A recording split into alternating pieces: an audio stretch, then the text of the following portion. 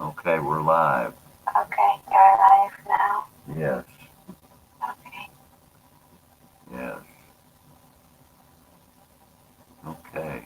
Hello, everyone, and welcome to MK Show TV live. Uh, this is Shooting Star sitting behind this picture of the beautiful MK Show TV. And anyway, we are expecting to show up here in a minute.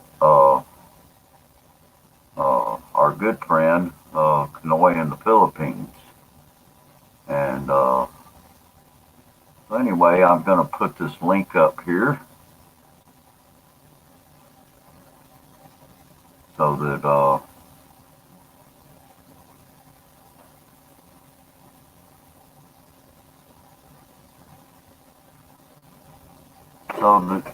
we can form a panel here.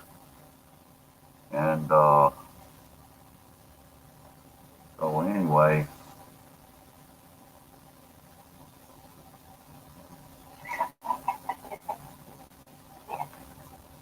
yeah, no one's here yet. Okay. Ah, Emily. Hello, Emily. How are you? Welcome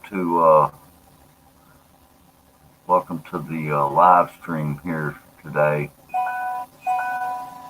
And okay, we're expecting to see Canoy in the Philippines show up. We'll probably have captured scenery show up here.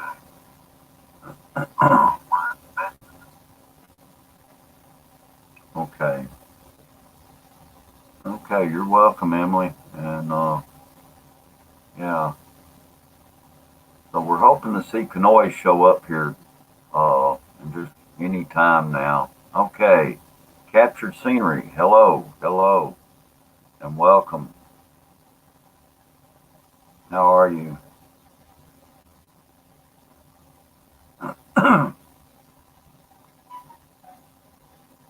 Okay. Uh, hey, Mitch, how are you? All right. Okay. Uh, captured scenery. I've got something I need to do here, and I'm going to have to, let's see, give me just a moment, folks. I'm gonna, I got something I need to do here to try to, ensure that, we make captured scenery a moderator.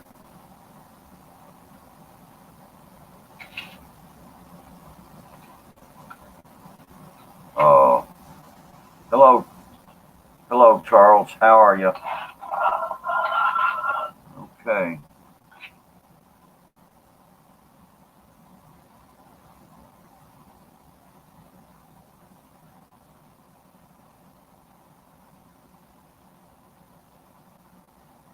All right. Let's see. I need to,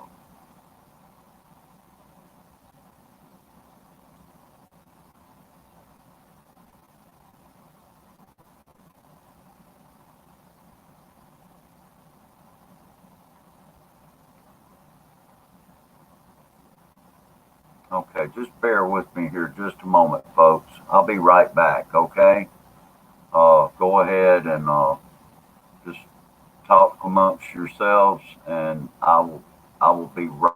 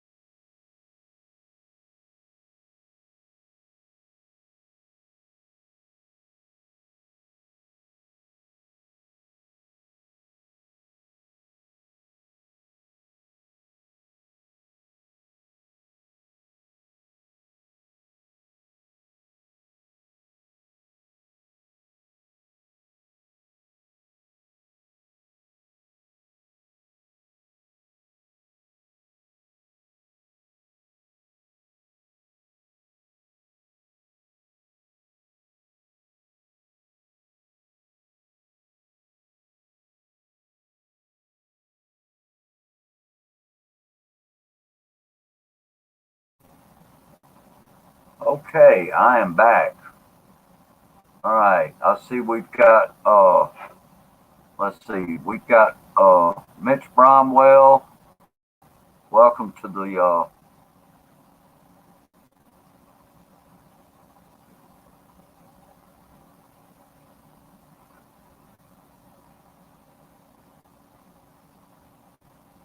yeah, Captured Scenery is here. We've got Emily and Son. Uh, I see Charles Huckstadt is here. We've got uh, Canoy. Canoy is here. Scoot, hello.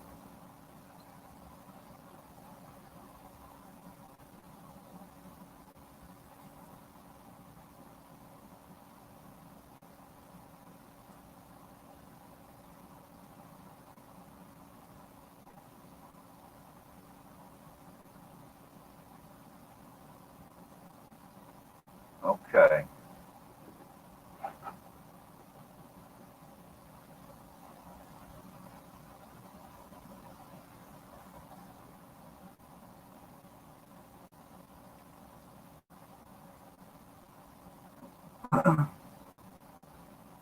I just put the link up there.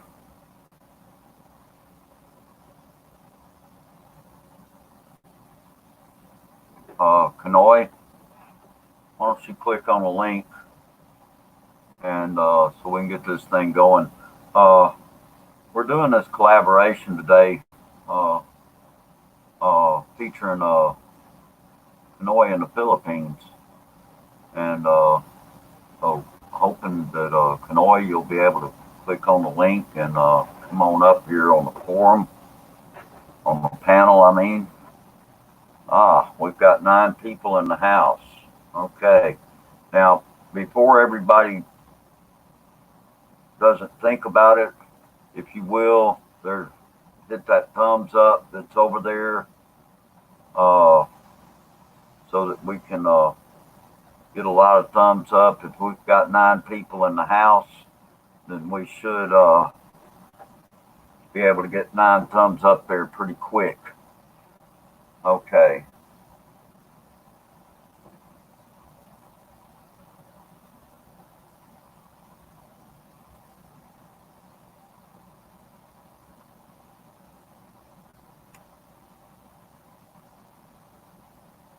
All right.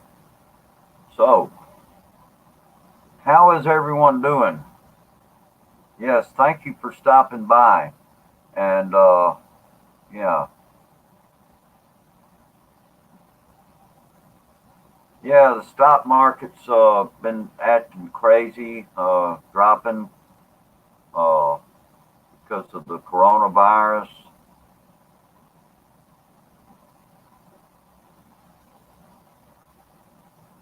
Okay. Good morning, good Hello. morning, good morning. Good morning. Good morning. How are you? I'm excellent. How about yourself, Bruce? Doing great. Doing great. We got a pretty good draw of people here. I was trying to get the word out to some folks, but uh, anyway, we've got a pretty good draw of people here today, and so that's good. Yeah, it Uh, looks like there's a lot of people in the house right now. yes, there is. Yes, there is. And they're chatting amongst themselves, just talking back and forth. Hello, Maureen, Michelle, and Ken is in the house now. Hey, Good morning, MMK, Maureen. Emily, Scoot, Mitch, Captured Yes. Scenery. Good morning. Anybody else I miss? Okay. I don't think you have. We've Charles, got good a pretty morning. good. Yes. Yeah, that's about it. That's all I see right now. Yeah. Okay. And Shooting Stars here too. Uh, Oh, oh yeah, yeah, yeah. Good morning, Shooting Star. all right. Yeah.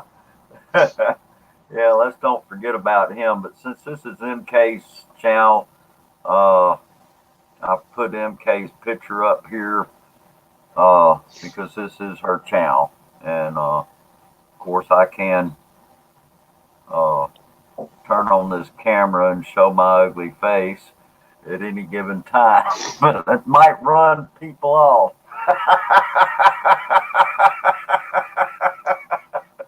But we'll just give them the awesome laugh that I know some of these people like to come and listen to. Yeah. I think I think we've kind of blown some people away.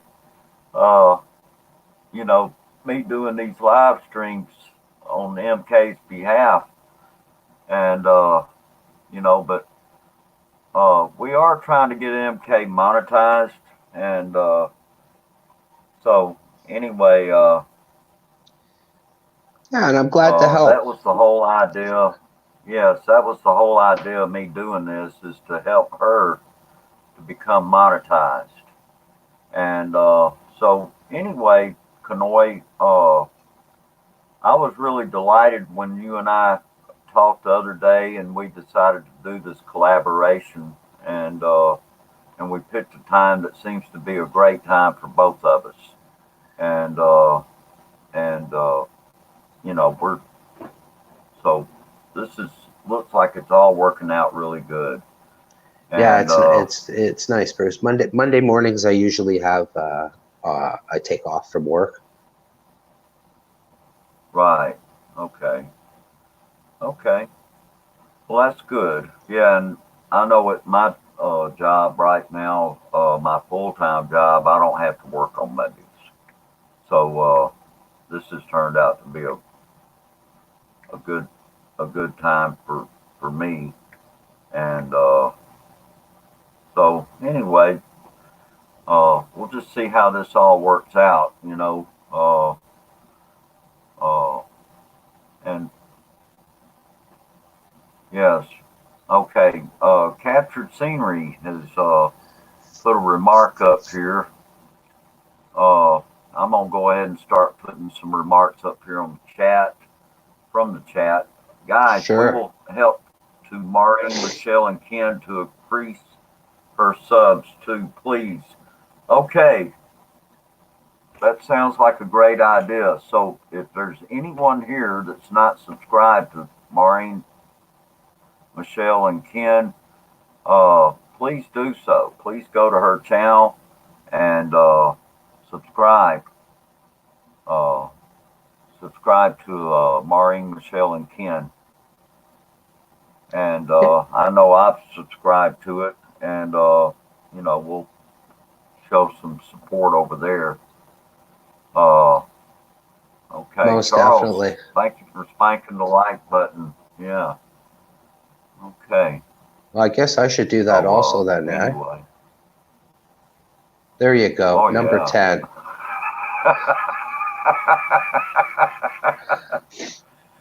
Yeah, Yeah. like I always say, if people can, you know, just put put Maureen, Michelle, and Ken, and put MK onto your playlist. And when you go to sleep at night, just hit that button. Let it play through. There you go. It really helps. You know, you don't have to Oh watch them. You yeah. don't have to comment on Definitely. them. You're going to be sleeping. Just play them out. Right. So anyway, we're doing an open forum today. Perhaps we could that could be one of the things we could talk about is what can be done to help people out with their channels. Uh, you know, of course, if you know someone that's increasing the that's trying to get monetized, needs to increase subscribers, or maybe needs watch hours, anything like that that you can do, go to their channel, click on a playlist. Of course, you start out just subscribing to the channel and hitting that bell, and so you get notifications of new videos, new live streams that they may be doing. Uh, if you go into their channel, you may see that they have a playlist, and if they do, then play through that thing. I know I've done that with MK, days. Of course, I've been assisting her and with her channel simply because I've got access to a computer here, and so anyway, that's been a big help to her. And Yeah, you're doing a I've been great able to do things. you're doing a great thing there, Bruce. It's a really this forum on StreamYard, or just doing it directly through YT, is really helping her. I'm sure her hours are catching up leaps and bounds. Oh yeah, absolutely. Okay. I'm a little bit slow Anyway, today. Just woke up a little bit ago. Only one hey, coffee I'm a into little me. bit slow too. I'm on my second cup actually, and I couldn't end up. I may mute my mic here in a minute and go make some more coffee. Yeah, I'll just pop out Yeah. periodically here to have a smoke. Okay. That'll work. Yeah. Well, No, anyway, I put this on my phone and just bring it outside. We're actually having a okay. beautiful sunny day today. It's up to right now probably about +2 Celsius. We're supposed to get up to about +13. So spring is making its way through. Okay. That's good. Yeah, here in the south, we're seeing some spring-like conditions here as well. In fact, uh, I know yesterday it did get up into the 70-degree Fahrenheit range. So I don't know exactly how high up it got, but it got on up there. And Yeah. Pretty soon it's going to be so anyway, but sandos and chanelas. oh yeah, but we're starting to see the trees are starting to show some blossom, some green. So the leaves are starting to grow here and on the trees again, and that kind of thing. Let's see what Wow, the temp is outside here right now. that's nice. We had Right now, the robins made their appearance a couple of weeks ago. We've got all the Canadian geese starting to fly. Like you're seeing flocks of like 50 to 75 of them starting to head up north. So looks like it's going to be an early spring. wow. Okay.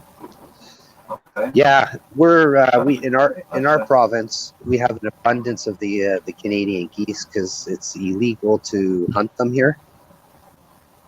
So Right. we have a Okay. lot. Okay. Well, right now it is 13 degrees Celsius outside here. Uh, Let's go swimming. let's see. Yeah. We're expecting a high of 23 degrees Celsius for the daytime high today. So we are definitely starting to experience some spring-like conditions here. Of course, here in the southern U.S., I mean, it gets hot during the summer months, and so uh, it's starting to warm up here. But come summertime, we'll be hitting highs. It'll be 35 degrees Celsius, and sometimes even more. And Yeah, heat indexes that'll just make you want to either dive into the water or stay in the air conditioning for sure. And one thing's for sure, you better stay hydrated when you get into that really hot weather here. That's just part of being in the deep south. yeah. Same thing up here. We get a lot of humidity in Toronto. I don't know what it's like down there, but in the summer, once it starts getting up to about 30, the humidity just goes crazy. Yeah, Scoot, Oh yeah. +2 outside, no jacket. I'm Canadian, man. This is like I'm in shorts and chanelas. It's I'm Canadian. Walked the dog this morning just in a t-shirt and a pair of jeans, and it was beautiful out. But what's it get like Well, that down there sounds great. in this? What's it get like down there in the summer? Is it very humid? Yes, it's extremely humid. It gets very hot and very humid here in the summertime. And you almost feel like you're in the tropics, actually. It gets so hot here in the Wow. summertime. Yeah, yeah. Hey, Of Bluish course, they Aqua, say that the welcome. climate here. Yeah.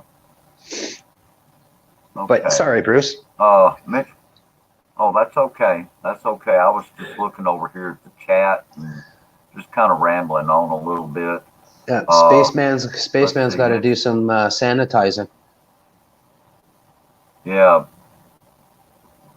Mitch Bromwell, shooting star, will be listening later after getting some work done. Closeout crew are sanitizing astronaut crew quarters for those heading to the International Space Station. God bless. Okay, Mitch, thank you. Thank you for dropping by. And anyway, you take care and have a good day. Now I'm going to back up here. Let's see, captured scenery. Thank you so much, Shooting Star and Canoy in the Philippines. And that's actually MK, folks. Yeah. Anyway, thank you, MK. And you are most welcome. And my pleasure. My pleasure for sure. And I know it's Canoy's pleasure as well. It is. So anyway, I missed yeah. the sorry live streams. Yeah. Oh Wait, yeah. wait, she's spinning. Yeah. She's spinning again. Just hang in there. She's gonna come back. It'll kick in.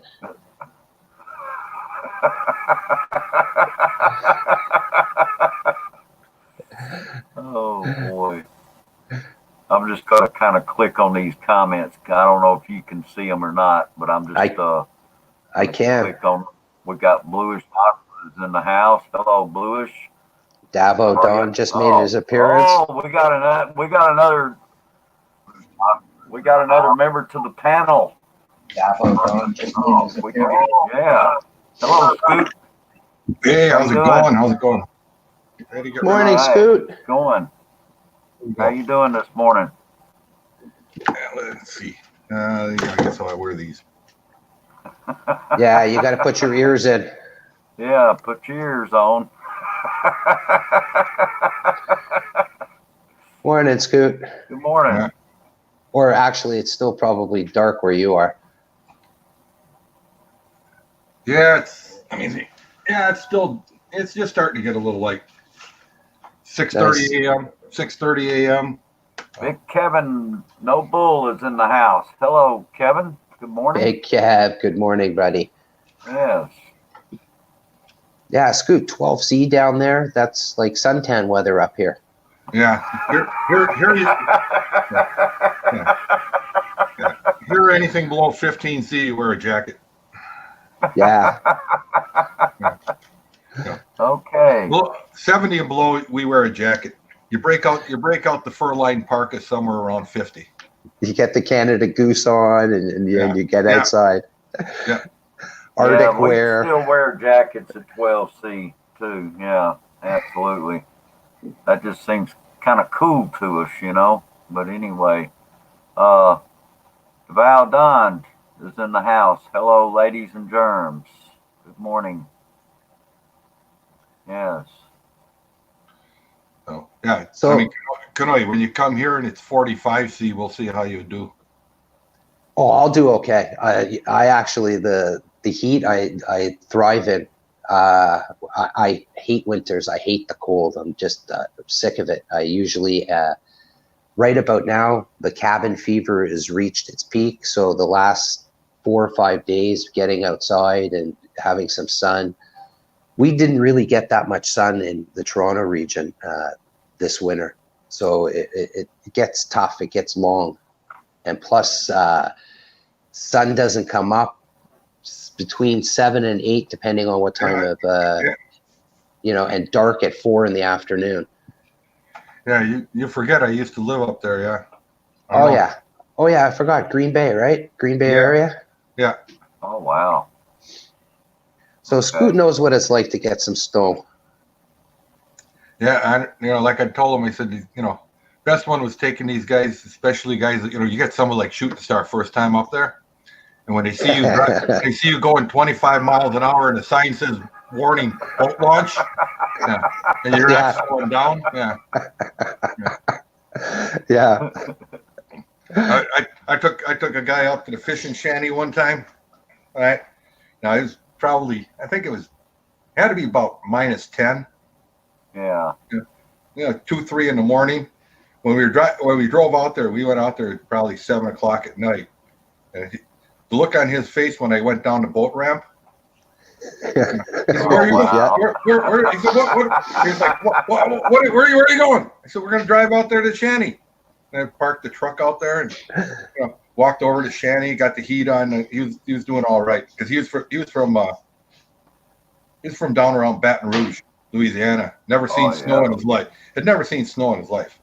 So we're sitting in there, and it was about 3 o'clock in the morning. I got a couple of my friends in there, and all of a sudden you hear this thunk, thunk. Goes. He looks. He says, "What is that?" My buddy looked over at him and says, "Oh, that's just the ice cracking." He jumped. He jumped up. He flew out the door. He took off running. My buddy looked at me and says, "You gonna go after him?" I said, "Hell no, it's 10 below. He'll be back."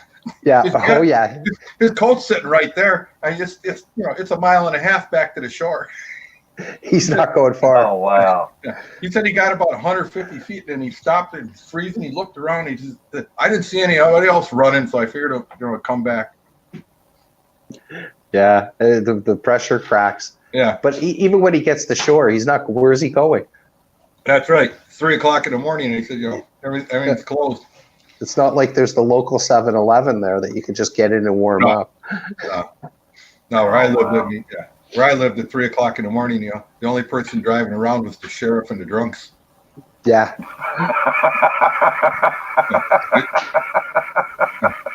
Yeah, a lot of people don't understand that in the winter when the lakes freeze over, we all drive out, get out to your hut. You already have your hole drilled. Turn it on your little stove to warm you up in there, and crack open the whiskey. No, you get up there. What's that island out there in Michigan? At the resort island. They actually, you have to take a ferry to get out there at any time. Wow. But in the wintertime, they actually plow the ice and they make a road so you can drive there. Yep. We've got on Lake Simcoe. It's a pretty big lake. You get people that are going out 4 or 5 kilometers out, and it's frozen. You see trucks and everything. This is starting another couple of weeks. Once it starts melting and you start hearing on the news some idiot who drove his truck out there and now it's down in 60 feet of water. Oh, Yeah. wow.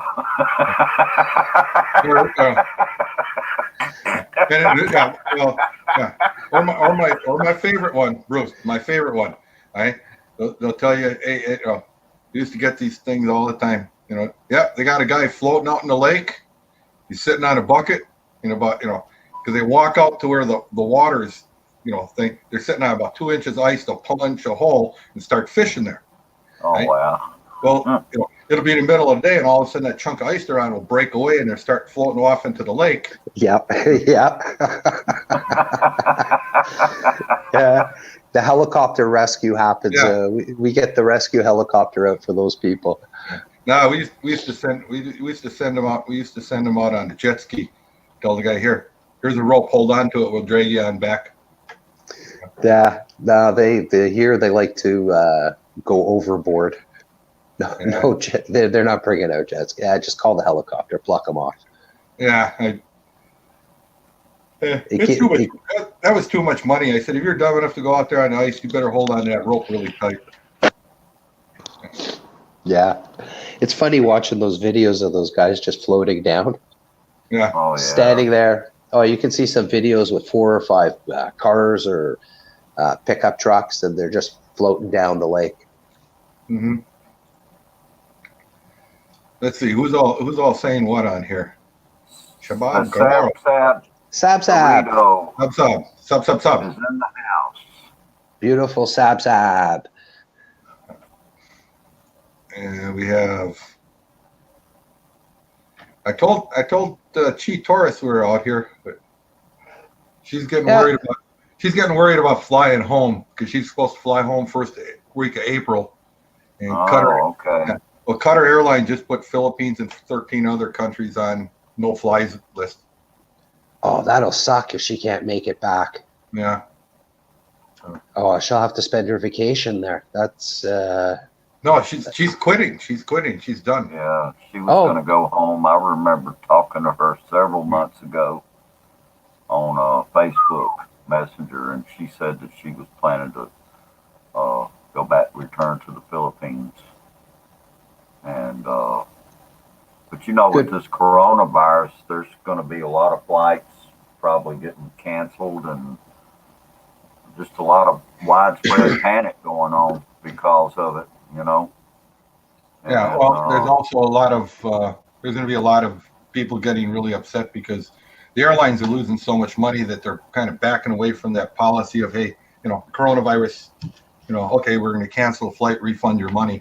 They're now saying, some of them are now saying, well, that's an act of God, much like if there's a hurricane or whatever, we can't fly, sorry, suck it up, and you lost the money. Yeah. That sucks. Yeah. I know here in Toronto, we're close to 40 cases now. And I was at Costco yesterday, and they're wiping down all the trolleys you take inside.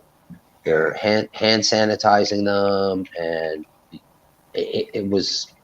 there was no toilet paper, no water, no hand sanitizer. Basically, all the essentials were cleaned right out. Yeah. Well, I tell people, I said, in all honesty, a toilet paper is not an essential. You can live without it. Oh, yeah. Captured Scenery is asking you, Scoot, if she is going to be in over there for good. What, in Hong Kong? Talking about Chi Taurus. Oh. Well, yeah, she's supposed to come back to the Philippines and stay in the Philippines, is what she was saying. Right. Good for her. That's nice. She's done her OFW stint. That's let her enjoy. Yeah. I don't know how long G. Taurus was working over abroad, but I thought Scoot, do you know? I thought it was like 15 years maybe or something. Yeah, 14, 15 years she's worked over there. She's worked for the same guy for like 14 years. And I think she worked for somebody else before that for quite a few years. Yeah, so she's done her time. Let her get back to the Philippines and enjoy life. But, right, she started with one couple. They had, young children, and then they moved on, then she moved on from there. Right. And, to this couple, and their children were very young, and she stayed with them, and now that the children are basically self-sufficient, hit the teen, the higher teens, she doesn't want to start it all over, and get used to a different set of couple of kids, and spend the entire life with them and lose them too. Charles Huckstead says Wisconsin corn cobs out of stock, great as toilet paper. Corn cobs. Hey, Bruce, nice thing about corn cobs, you can use them, and if you don't toss them, you can rinse them out and dry them and reuse them again. Yeah. Eco-friendly. Yeah. Hey, don't ask me how I know that, all right? I'm not going to ask.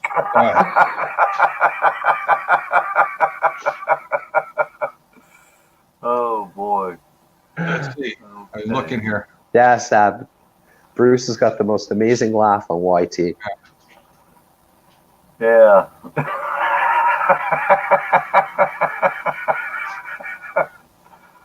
Oh, boy.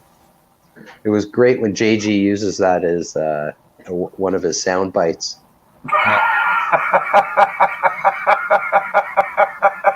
Yeah.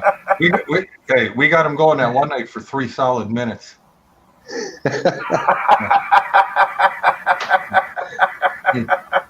Okay, Scoot, challenge accepted. Let's get him going for 4 today.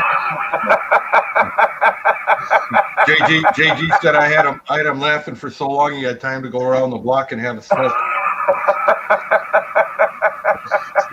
Oh, that can't be true. JG won't walk around the block.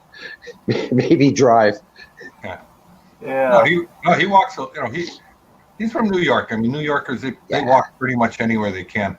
Yeah, I know. Oh, Just ribbing our buddy JG. Yeah. Well, and the good news. Stingray says someday that laugh would be having a copyrighted.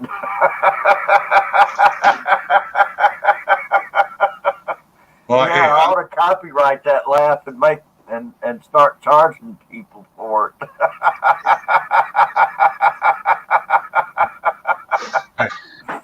I'll slap JG with some copyright.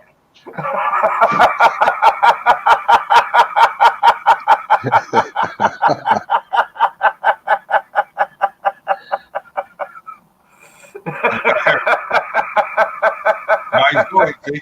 All you got to do is kind of be laughing. What are you laughing? Hey, see, the thing is you got to get him. You got to get him to where he's laughing about his own laugh.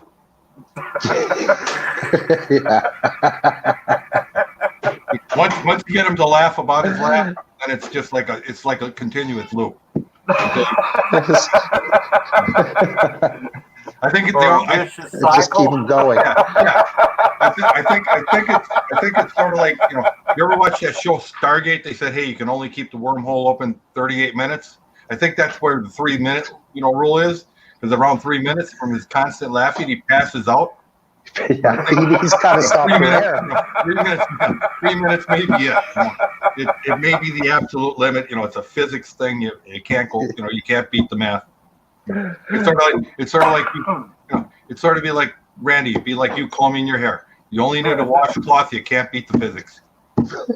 Yeah. I'm due for a haircut. Yeah. I see. I mean, all he needs to wash the hair is the same thing you use to comb it, a washcloth. Yep. Emily says that she's waiting for Scoop to laugh. I am. I'm laughing under the inside. Hey, on the good news, people, the U.S. has now made it to number 6 on the virus hit list. We're the number 6, highest. I mean, we still got a long way to catch up to China, but we're quickly closing in on Spain. Right? Oh wow! We've now passed Japan. Yeah. And Switzerland. We blew past Switzerland a few days ago, but we now passed Japan. Okay. And, so we've got a couple hundred more to catch up to Spain. I know we can do it. Right. And then from there, Germany, France, they're easy. They're not that far ahead. Yeah. So markets are tanking everywhere. Oh, I don't really follow it. To be honest, it's just the Dow, what they call the Dow Jones futures today. Let me give you let me take another quick look here at my chart. Okay, it's going to open right now. Right now, it's going to open about 6.5%, almost 7% below what it's closed on Monday. Right. Yeah, big thing for me with that stuff is my business. Once people start seeing that, then they don't want to buy my product. So that's gonna be taking a hit also in my business. Yeah, I mean, a lot of businesses are, where I work, the businesses, we're making stuff just to keep people working. Our sales, are pretty much non-existent. We got no place to send the stuff we're making. Have they closed the factories down overseas yet, Scott, for the factories that you watched? Yeah. Well, yeah. The one in China. We have, out of the 3,900 people working there, I think there's 17 people still there. So just a maintenance crew. It's just basically, there's a few people answering the phones. There's a couple guys in shipping and receiving. a couple of maintenance guys wandering around making sure that none of the pipes burst. So Wow. Saf is asking, how about Thailand? Well, let's see. Qatar Airlines, I just sent that to Chi. They put Thailand as well as the Philippines on the do not fly list.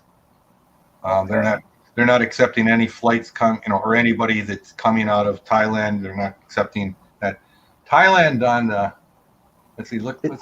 Is that for also connecting flights? Like if she's flying from Qatar to Thailand and then coming in, nothing at all? Like Yeah, connecting? If you're flying from the U.S., it stops in Bangkok, and you get, yes, you will not get to Qatar from there. Oh, Wow. wow. Right? If you, Okay. I mean, I flew back from China a couple of weeks. I had to fly over to China for a 2-day thing and then come back to the factory there. And I have 2 passports. I use one passport to fly from China to where did I fly? China to Taipei, right? To Taiwan, and then I use the other passport from going from the U.S. to Taiwan, Taiwan going back. So when they asked where I was, where have you been for the last 6 days, I said Taiwan. That's what it says on my passport. Yeah. Oh, okay. Okay. So, Well, for me here, I'm happy that at least the Philippine Airlines flies direct from Toronto to Right. the Philippines. So let's I'm see. sure that a lot of people are going to be. I don't know how many hubs they have in the States. They fly direct, but I'm sure a lot Mhm. of. I know who was it is coming up. Mr. Bahol, Danny. Danny's coming, going to fly up to Toronto, and I think he has like a 4-hour layover. We're going to try and hook up there at the airport. I'll go out and visit him, but So he's flying from Toronto to there. All right. So somebody was asking about Thailand. Okay, I just looked. They on the live map, they're showing 111,363 totally confirmed cases around the world, and 50 of them are now in Thailand, where they have 1 death, 31 have recovered from it, and they only have 18 active cases. Well, Hey, Judy, at good least morning. there is a positive I'm hearing here is that there was 31 that recovered. Where in the So- U.S.? And you No. just said in Thailand? Yeah, in Is that- Thailand. Yeah. Well, I sit on this. I sit on the I don't know. They call it the advisory board for the virus for our company, and part of that is I get 30 or 40 updated emails every day. right. And I'm one of the few people that actually sits down and actually reads all the medical reports and so forth that go on it. So I made it kind of my point that here, let's bring some facts into this, right? I mean, you can do the simple math. We'll do that right now, right? What they're currently showing is 3,962 people have died from this virus worldwide, all right? Okay. And they're saying there's 111,363 people have been infected with this virus. So we're going to take that number at 309,62.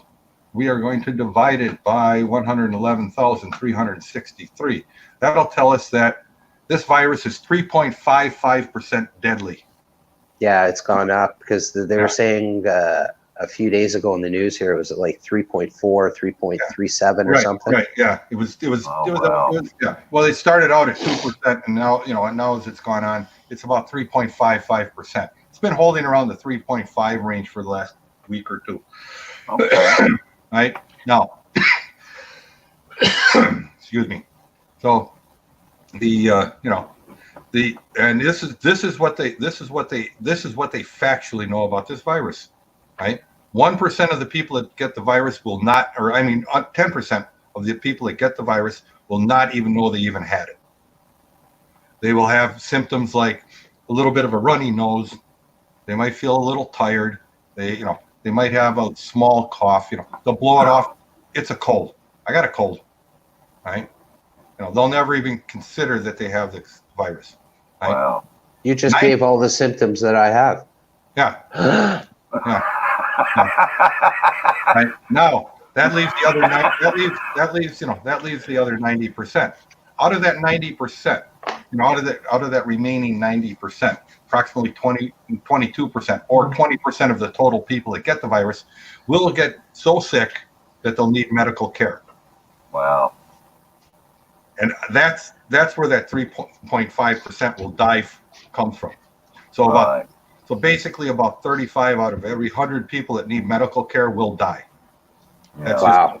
that's the factual numbers. Yeah. Okay. Now, of those that will die, what do we know? Right? Out of this almost 4,000 people that have died, only one has been under the age of 20. Right? Okay. Only 10 have been under the age of 30. Right? 12 are under the age of 40. Right? Okay. Just over 120 some under 50. Under 60, that number goes up to almost 400 in that. And over 70 accounts for almost 3,000 of them. Yeah. So it's definitely affecting, obviously, It's the older. It's the elderly. Okay. Now, out of those that have died, okay, all of them have some kind of other medical condition. Right? Those medical conditions, number one on it is history of smoking, long history of smoking. There you go, Canoy. Yeah.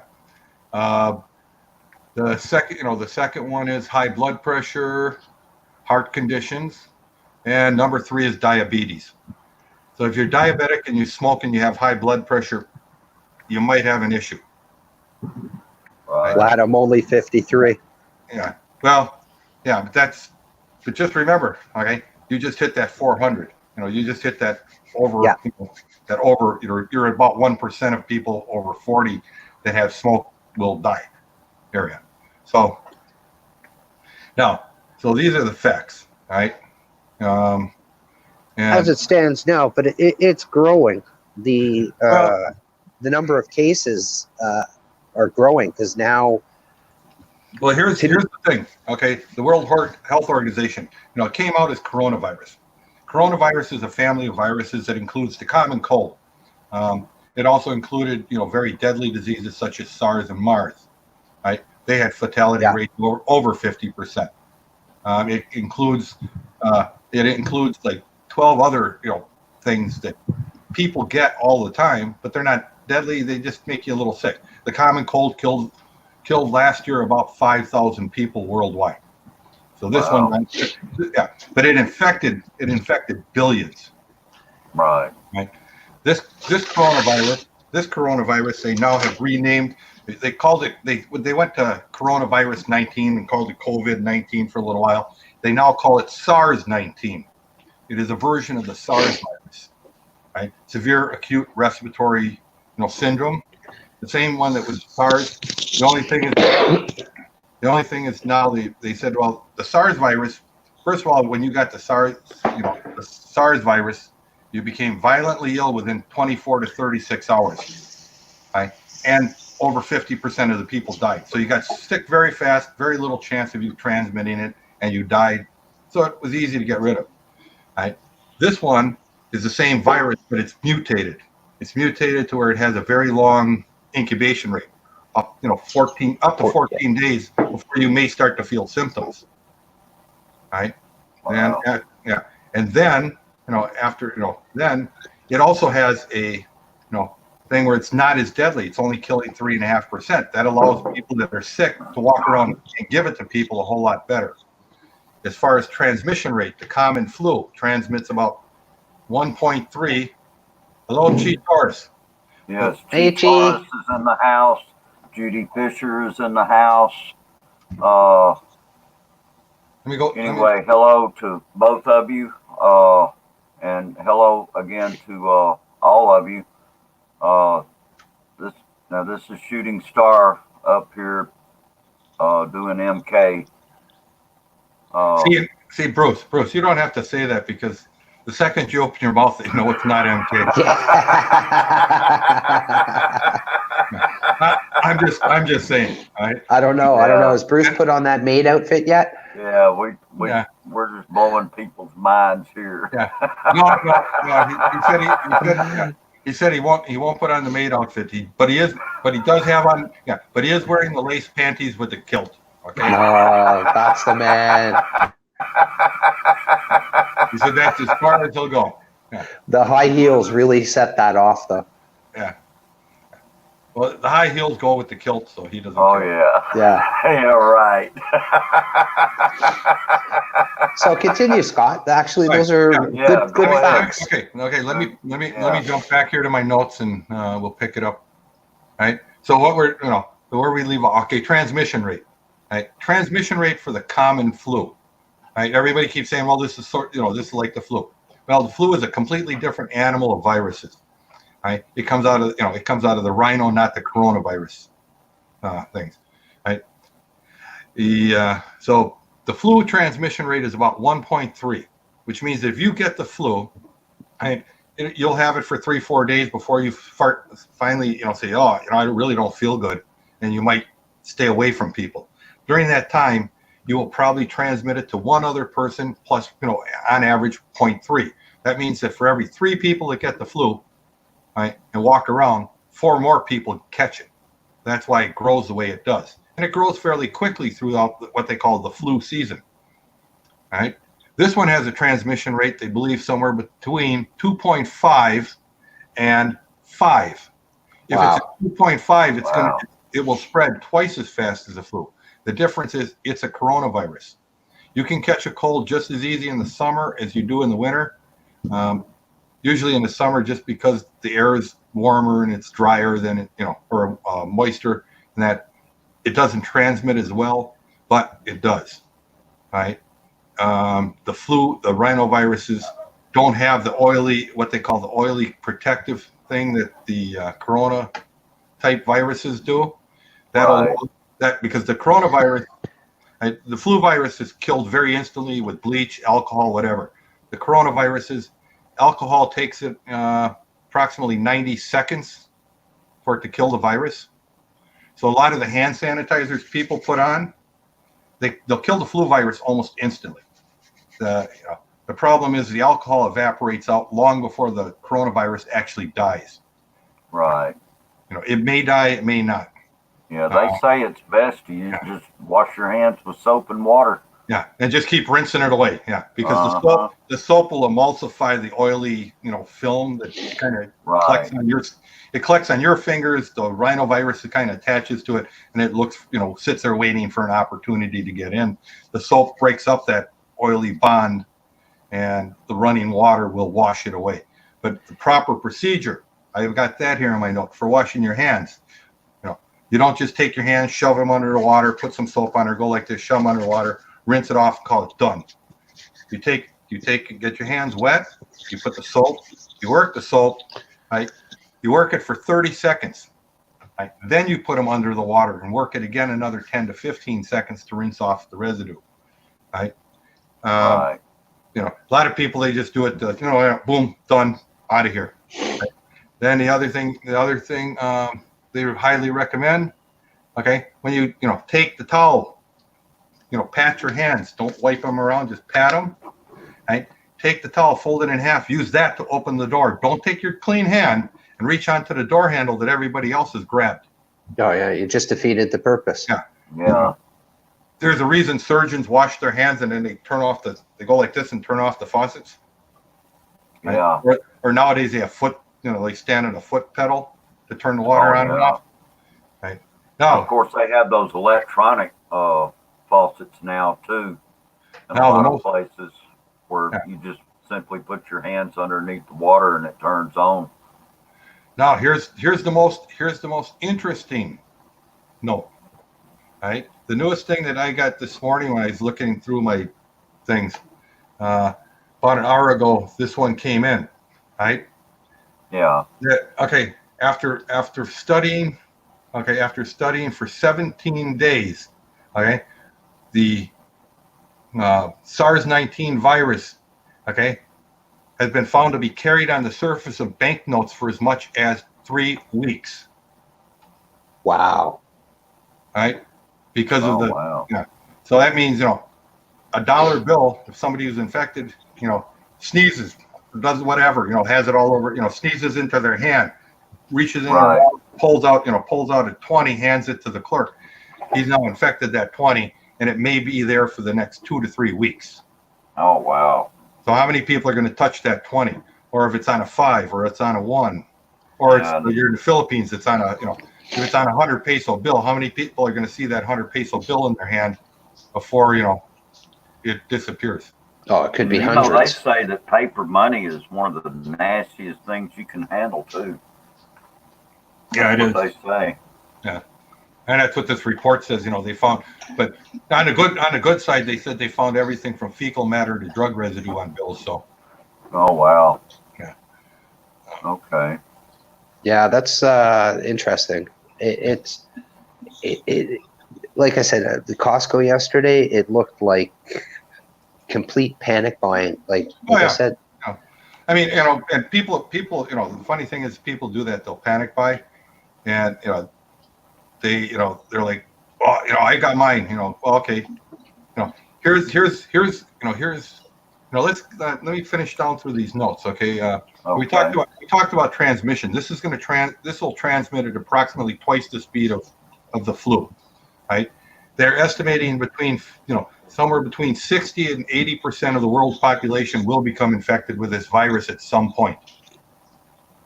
Right? 60 to 80%. Yeah, because wow. Yeah. Now, somebody said, I've heard several, politicians, several people, online and that talking about vaccines, right?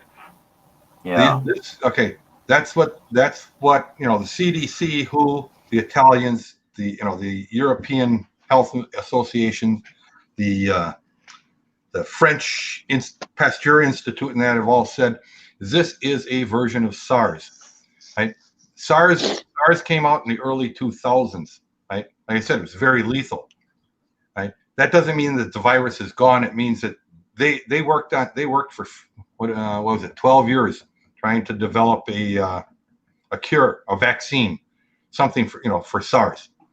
At the end of 12 years, they stopped it because all of the vaccines, they were up to like their 39th trial, had one thing in common. They killed 100% of the host animals they were tested on.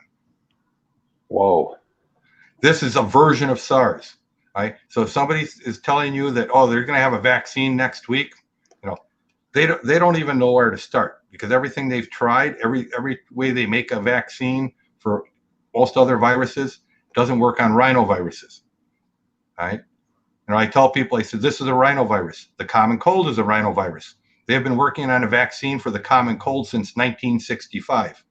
They're just as close to day of finding it as they were in 1965.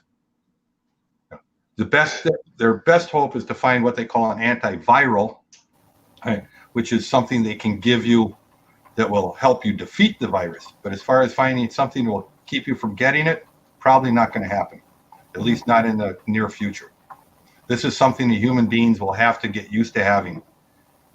Okay. The nice thing is it doesn't kill very young people, and if we infected every child under the age of between the ages of 5 and 15 with this virus, we know that 99.999% of them will live, right, and they'll be immune to it, right? And that's kind of what's happening. Like I said, only 1 out of 4,000 people that have died was under the age of 20.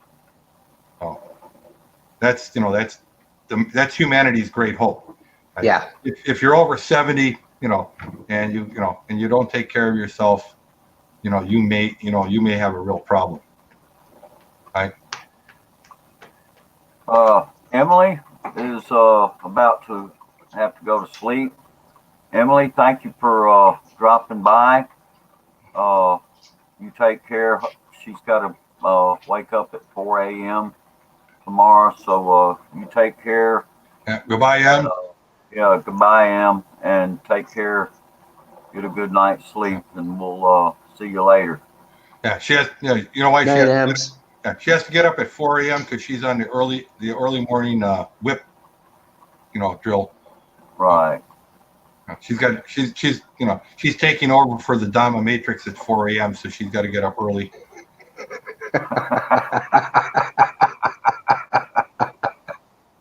Oh boy. That's funny. Yeah, I'm just kind of scrolling down through these comments Yeah, I'm here. looking good. Lefty all around is in the house. Hello. Lefty. Hello, Lefty. How are you? Yeah. Okay. Hey, Lefty. And sorry to hear that, Chi. So it looks like you're stuck there now. You're not going to be able to get back. Oh no, they say they're flying. They say they're flying to, they're flying flights out of Qatar right now. But I did tell her, I said, the only thing is, I don't know how long they're going to do that, because flying a plane all the way, let's say, from Qatar to Manila and then turning around and bringing it back empty is going to be expensive. Oh, very expensive. Mm-hmm. Yeah, that's I mean, crazy. I don't know. Yeah. I mean, if they can find enough cargo to make it worth making money, I don't know. But usually they sell cargo space, for basically covering the cost of the fuel. Yeah. Lefty's got a good question down there for you, Scott. So what happens if you get COVID-19 and you recover? Can you get it again, or are you immune to getting it a second time? Okay, great question. This is a great question, and one people ask all the time. My answer is very simple. Have you ever had a cold? Yeah. So it repeats itself. Oh yeah, you can get it again. It's a coronavirus. It's a virus. It's a virus. Well, no, see, there's certain viruses, okay, that like smallpox is a virus. Okay, smallpox is extremely lethal. It's been weaponized. Luckily, there's none left in the world. They don't actually give the vaccine for it, because the vaccine kills 3% of the people that get it. So there's no reason to, because there's no smallpox in the world. Same thing though, but this is a coronavirus. Coronaviruses are the common cold. If you had a common cold, can you get one again? Of course, because the virus will mutate slightly to get around your body's immune system. It may be, if you get a real severe cold, I just went through one. Chances of getting another one like that in the next 10 to 20 years are very rare. Because then I probably won't get a cold now for 20 years, because the severity of the last one meant that I got hit with the hardest part of that virus. So yeah. I've been sick for about a week now. I'm just recovering. Yeah, I mean, I got down to where I could barely, I couldn't talk. I couldn't, I could barely breathe. Even taking antihistamines and that, and I mean, who knows? I might have had the coronavirus back, in late December. It's been around long enough. I was in China at that time, but I stayed, I stayed pretty much to myself for those 2 weeks, so I probably didn't pass it on to anyone. So, but anyways. Yeah, but I know with SARS, when it was here in Toronto, we got hit pretty hard with it here. Well, SARS never really left. The actual SARS never really left. I think you're talking about what was that one that went around? I forget what it was, but we were quarantined. Me and my ex-wife it had something to do. Legionnaire's disease is the common name for it, but I can't remember the name of the virus. But it was done by the air conditioning in large buildings. The fact that they used recirculating water systems, to humidify the air. Yeah, well, we were quarantined twice because of that. We had to go to the hospital once for my wife, and then when we got home, we got a phone call from the health department here, and they said, no, you can't go outside for a week. We would have somebody at random times knock on the door. Don't open it. Is everybody in the house? Yes. Yeah. And then the second time, I had to visit the hospital for myself, and then my wife came with me, and then we got home, exact same thing. So I got a 14-day, 2 7-day holidays basically because of that. Yeah, I'm reading some of these comments. Like Lefty says, it's scary that the top health minister in BC broke down in tears because of this virus. Yeah, I mean, yeah, it's a scary thing. I mean, this is something that people weren't expecting. Tropical tip. Yeah, yeah. Stays with myself because no one wants to be with me. Yeah, that's true. No, actually, Good morning, Tim. I self quarantine because I don't like somebody once accused me of being what was it? How did they put that?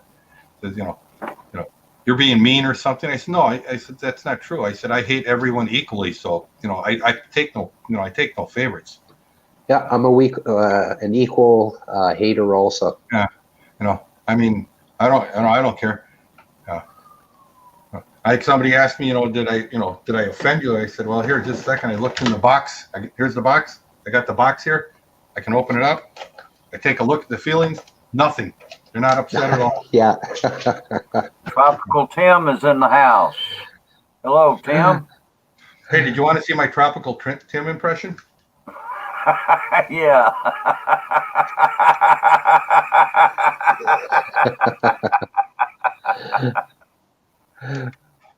Yeah, that's funny. I like that mask though. Yeah. Well, no, actually, if I want to do my tropical Tim impression, I'd have to run down to Goodwill, buy a dress, wig, high heels, and shave my legs. So, but that's a Navy thing. I don't want to. I just can't do it. Well, I'll let you boys play with that. I wasn't Navy or Army or any military. I wasn't either. I didn't go in the military either. Hey. In Canada, we make peace and love. Yeah. Hey, Randy. Then you have something in common with our president. He wasn't in any of it either. No, I was actually going to say that. Scott, don't forget to vote Trump in 2021. Yeah, I'm going to vote. No, I'm voting for. I'm actually going to vote for. What's his Bernie? name? Yeah, no, Vernon Supreme. Don't know him. He's the guy that runs around. He's been running for president since the 1970s. Right? You can't miss him. He wears a boot on his head. I mean, he never makes. Yeah, he never makes a debate. I don't know why. Tim says, "Lefty all around. You're lucky you used that name for your channel. Scoot was going to be reach around Lefty."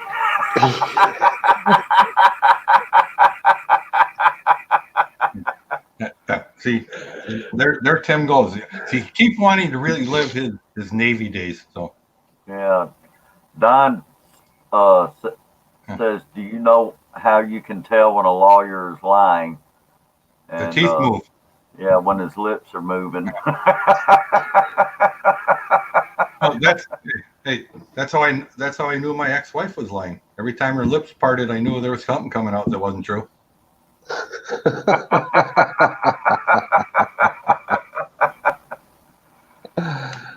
Oh boy, That's funny. So everything's going to be shut down, Scoot. What's your opinion on stock market's going to tank? Yeah, I mean, the stock market's been building up for a reason to tank for the last, year and a half, 2 years. This is just like I tell people, stock market is a feel-good thing. So this is just a bring it back to reality. Yeah, I mean, it's been running at 150% of GDP way too long. It was due for a correction. Now, are we going to see a full-blown recession out of this? It depends. It depends because, unfortunately, governments around the world all work the same way. They don't look at a problem and fix the problem. They react to the disaster that the problem causes. Right? We don't here in the United States, we don't control guns in a reasonable manner. What we do is wait for a catastrophe, and then we throw out some silly idea, a bunch of silly ideas that have no real effect, but they make us feel good at the moment. Oh yeah. This virus, like I said, the simple facts are, it's something you have to get used to. It's going to be around. It's going to be around. It's probably going to be around for a long time, right? It's probably going to, mutate into something more like the flu, where you're talking, less than 1% will die, and as that happens, it may be may take 10, 5-10 years for that to happen, but it's just going to be there. Right? Yeah, we had a doctor in Calgary that was saying that it's going to be around for a long, long time until humans catch up with the antibodies to kind of fight it. Right. And that's what I said. It's going to be the children, as they get older, they're going to, they're not going to get as sick from it. Right. And, that'll just continue, just like the common cold at one point was probably just as deadly or more deadly than what this virus is. And if you went back, a few thousand years. Even in the 1800s, you got sick even back then. They didn't have the modern medicine and the things that we have now. Yeah, well, and but as far as the vaccine that that nobody's ever going to catch it, it's like getting a vaccine for the common cold. It's just not going to happen. Right. I wouldn't hold my breath for it. There are politicians running around saying, "Yeah, it's just around the corner, just around the corner. Everything's going great." Okay, that's the captain. That's the captain telling the band to play on as the Titanic was sinking. Yeah. Hey, just keep dancing. Don't worry about it. Hey, we don't have any lifeboats. The boat's going down, would have probably not gone over as well. Right? It wasn't until the boat started to list really bad that people realized, hey, we're getting fetid. So, and that's, and when that happens, then the stock market's going to truly tank. Yeah. Tim just says here that the Manila picked up 10 cases, and now the Senate and public officials are debating on shutting down the city. Yeah. Well, I knew that. I sent Tom from Tom and Ruth a thing on Saturday that said, I'd be surprised if by Monday they don't have a state of emergency in the Philippines so that they can lock down Manila. They have 2 cases in Manila. Man, 52, and his wife, approximately the same age, both having it. He's been feeling sick for about a month. Wow. But he finally got so sick that he showed up at the hospital. Like I told Tom, I said the 3.5% mortality rate, that's, like I said, it works out to 35 people per 100 that need medical care. They're going to have to be on a respirator. They're going to have to be, that. In the Philippines, and that's what the report that actually lists those numbers came out of the French Pasteur Institute. The problem is poorer countries may not have enough respirators. Yeah. So that they can't have 100. They can't have 100 people. Even countries, the wealthiest countries in Europe, United States, Canada. If you're talking 10% of your population needs to be on a respirator, they just don't have enough. You can't make them fast enough, right? Wow. Now, but so they'll have to, kind of move them around. You get it for this 5 minutes, he gets it for that 5 minutes, and keep playing round rosy with it. The problem is in the Philippines, okay, and like a lot of other countries, right? Your health care is based on how much money you can pay. And that, like Bijoy talked about it when she worked in the emergency room down outside of in Cagayan de Oro. Right? If you came in and you were sick, right? The first thing they said, well, you need 50,000 peso deposit before they even will admit you to the hospital. Without medical care, okay, what the Pasteur Institute, WHO, and CDC all agree 100% on. Without medical care, 99% of those needing medical care that do not get it will probably die. Which means, which means in the Philippines, instead of seeing 3 or 4 million people die from this virus over the next 2 years, you may be talking that number may be as high as 20 to 30 million people. Wow. Just because they can't afford the medical care, okay, that they need. Yeah. I remember being woken up when I was with my ex-wife. Her brother's kneecap had got taken off. He was sitting on the side of a Jeep of a tricycle. Yeah. And his kneecap. Somebody him?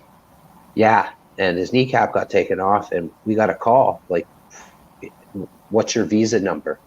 Otherwise, we're just going to stick him out in the hallway, and he can do what he has to do. Yeah, they'll wrap a bandage around him, put him out in the hallway, until somebody can get him. Yeah. So here's the visa number. Fix him up, and that's it. Tim says, yeah, they beat I me. saw I that. only picked up 2 I saw that. cases today at the San Miguel Distribution Center. Here. Tropical Tim. Here, I'm going to help you out here. Okay. Shooting start. Repeat after me. Okay. San Miguel. San Miguel. San Miguel. San Miguel. Okay. Yeah. San Miguel. That's how it's pronounced. Yeah. I got it. Because every time you say San Miguel or whatever, poor Tim just shudders. I got you. Tim, you better get down to that distribution center. That's what I'm thinking. You better run down there. Cause I made sure I was, I stocked up on everything yesterday. I ran over. I picked up 20 cases. Yeah, I picked up 20. Stocked. Yeah. I picked up 20 cases of beer. I got vegetables I grow in the backyard, so I'm good on eating anything I need. So yeah. Yeah, Tim, you better get down there and get, like, I don't know, for you, maybe 100 cases, get you through maybe the rest of the month. Tim saying, I remember waking up with your ex-wife. Yeah. Well, better you than me. Yeah. Well, hey, seeing Tim and I come out of the same town up there in Wisconsin. If it was one of my ex-wives that I had up there, I mean, all 3 of them died. So, man, that's just wrong. I didn't divorce any one of the 3. I buried them all. So, yeah. You got off really good.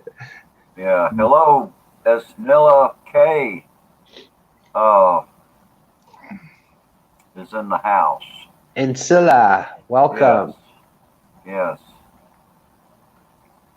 Hey, Randy. Yeah. You know why a divorce is so expensive, right? No, but no. Because it's worth every penny. Yeah. So true. So true. Don's saying he was not sure JG would be able to fit in those tunnels down there, in Tondo. Yeah. Yeah, you're right. There's some of those tunnels might, JG might be scraping his shirt buttons on. But I told Don, I told Tim, next time you go walking around in those tunnels, though, and I kept using the word cruising. He said, I'm cruising the tunnels. I'm cruising the tunnels. And we all know you remember that movie Cruising? Yep. Yeah. Cruising has got a different meaning for me too. Yeah. So we all know what cruising is. But I told him, I said, next time you go cruising the tunnels, don't wear the dress, because the way those people were looking at it kind of creeped me out.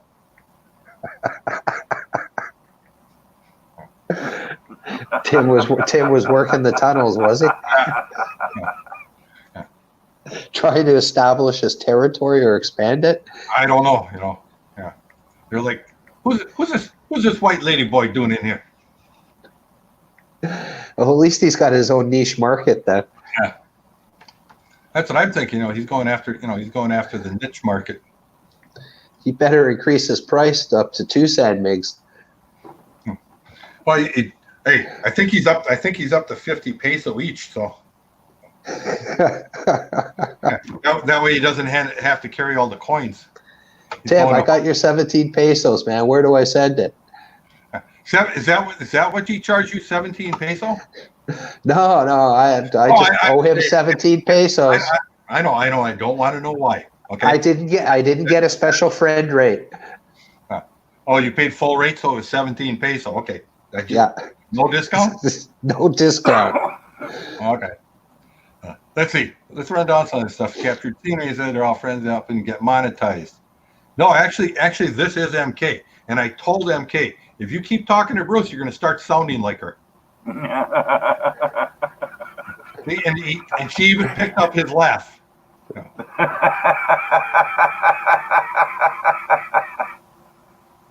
Oh boy. Yeah, Tim, that's actually a very, very good idea.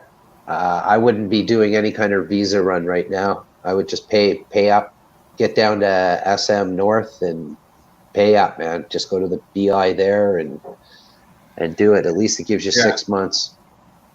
yeah, I would too. I mean, it's if you're, I mean, you're working on getting your 13A. I told BJ when she gets here, we're going to go over to the embassy and do my 13A while I'm still here, um, just because it's a whole lot easier.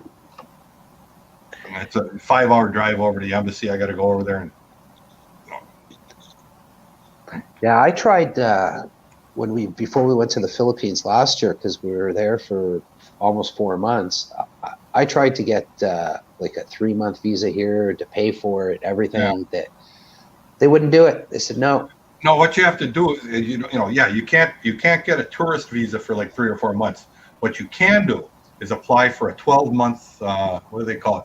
Multiple entry visa, right? And what it does is they give you a visa that's good for 12 months that allows you to leave and come back without applying for a new visa. So when you arrive, it's still so you can stay you can stay 12 months on that one visa. Right? Good. That's what I'm gonna the have to look into for the next trip. The only thing that people get nervous because they say, well, it has to be physically attached to your on your visa page of your passport. So you have to send to the embassy your passport. It'll be gone they're going to send it all the way back to the Philippines. They're going to put the visa in it, bring it, send it back in a diplomatic pouch. Takes a few days and mail it back to you. People get nervous about that. I guess they think that somehow that the Filipinos are going to steal their passport, and people act like a passport's like an important document. If you lose it, they're going to cut your hands off or your feet off. I got news for you people. I got news for you people. If you're in a country that says that you cannot fly to the United States as an American citizen, here's my advice, right? Fly somewhere where you can fly to the United States. Go to the U.S. embassy in that country and say, "Hey, I lost my passport." Right? They will issue you a new one. They will clear it with the government. Hey, this is a new passport. The guy lost his passport. You go to the airport and fly back to the United States. They will never know where you flew from. Wow. Right? Yeah, I know Canadians who have lost their passport, even in the Philippines, and they've gone to the embassy, and within 24 hours they have a brand new passport.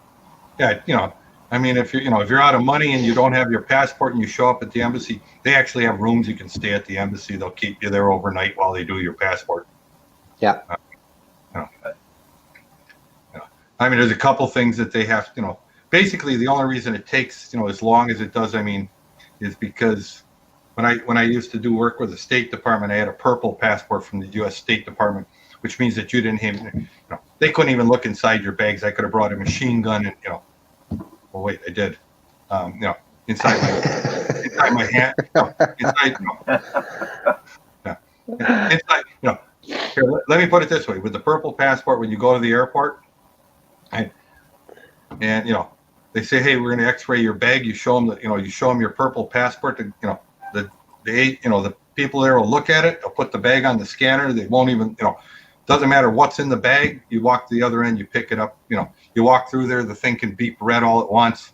And they have no right to search you. You have full diplomatic immunity.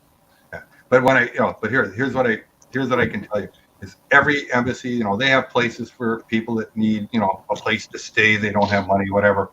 They're being deported.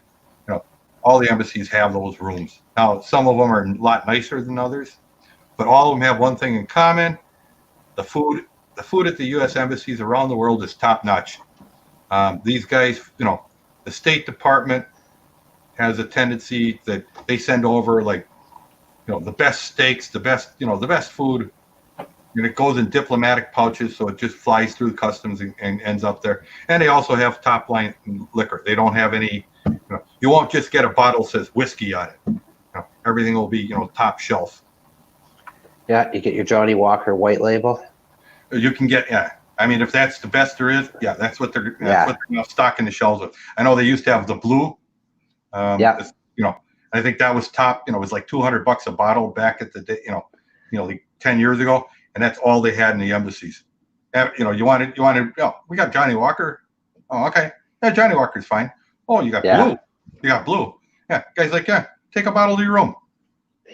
Oh, back in the day, I wouldn't leave that place. Yeah.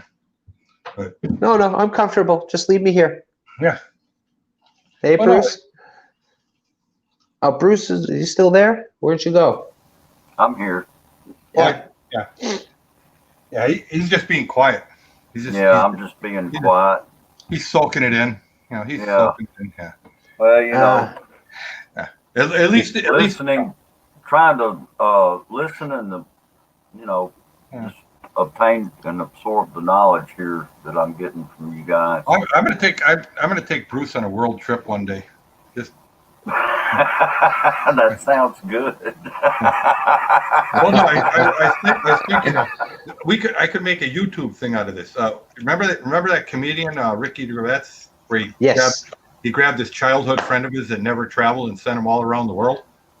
Oh, wow. I never saw that, but I know the comedian you're talking about. Yeah. They call what was that series called? An Idiot Abroad or something. The guy had no experience, never traveled anywhere outside of his little town in England, and he'd do this thing. He'd set him up in these hotels. Oh yeah, you fly here, you go to this hotel, and the hotel would be it'd be like the cheapest hotel, no air conditioning. Like you send him to India, and it was next to a factory that that did something that smelled, and it was like a $4 a night hotel. Yeah, made curry paste right next door to him. Yeah, something like that. Tropical Tim says, I have no money, no passport, no insurance, and no chance. Honey, bring me another damn beer.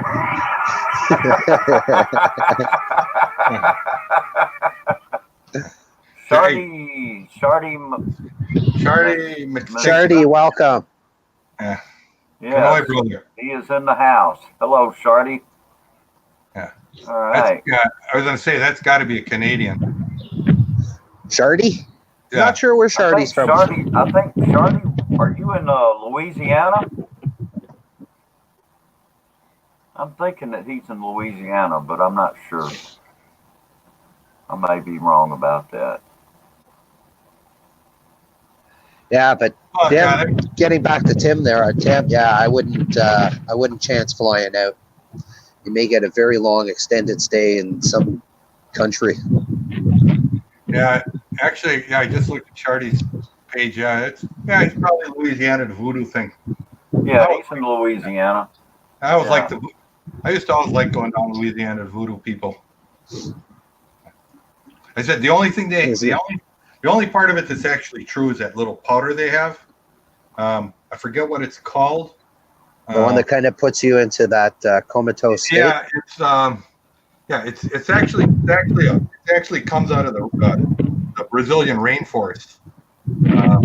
It's an issue they have around the world because you take a whiff of this stuff and it kind of knocks you out, and you wake up a few hours later. And they've used it. It's been used in Florida. They busted like 6 or 7 people that had gotten a hold of it. And what they do is they walk up to people at the ATM machine, go like this, and blow that powder in their face. Oh wow! And then have them clean out their bank account and hand them all the money. Because it puts you just kind of like sort of like the what they call the rape date drugs. It's a certain drug. I know the name of it. I won't say it. That if you mix it with alcohol, will put you into like a comatose state where you're awake, not asleep, very suggestive. I remember seeing that when I was a kid in a 007 movie. I think it was with Roger Moore. Yeah. That freaked me out as a kid. Yeah. Oh, Tropical Tim says, I lied to Ladyboys, tells them I'm from the Show Me state. That would be Missouri. Show me. Right? No. Yeah, Joe Lone is from Missouri. Hey, Joe. Joe in the house? No, Joe's not in the house this morning. No, Bruce, I got to respond to that one, okay? No, actually, I used to drive through Missouri, but I wasn't kind of a show me kind of guy. But my response to that is Tim was in the Navy, and he's like, let me look kind of guy.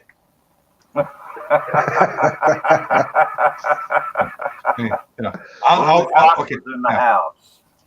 I'll go with show me. That's 150th of the United States. Let me look. That's Navy. That's the entire world.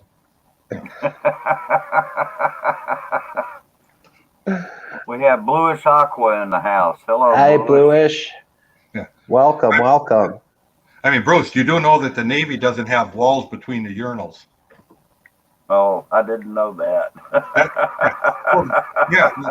Well, they got rid of them because guys were hurting their necks looking over. Oh.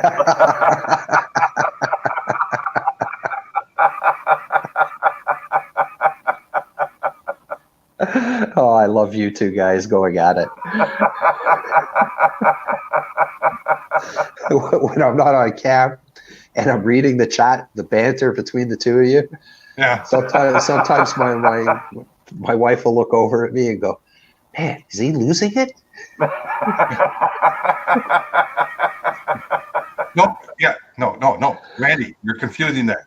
She does that in the bed. She looks over and says, "Oh, he lost it." Well, it's in her purse. I didn't lose it. She has it. That's the two little things next to it. Oh Yeah. Oh. Like I told somebody. Are you getting down to the meet up there, Scott? Yeah, I'll be there. Nice. And your other half is coming too? Oh yeah, she's gonna be there. Oh, beautiful. Yeah. So you're all gonna do a group LS? What? Well, you can't have like 20, Tim and I? 30 of you doing, from opposite ends of the table. I was thinking of doing a live with Tim, but problem is then he'll want to wear the dress, sit on my lap, and hug and kiss and all that.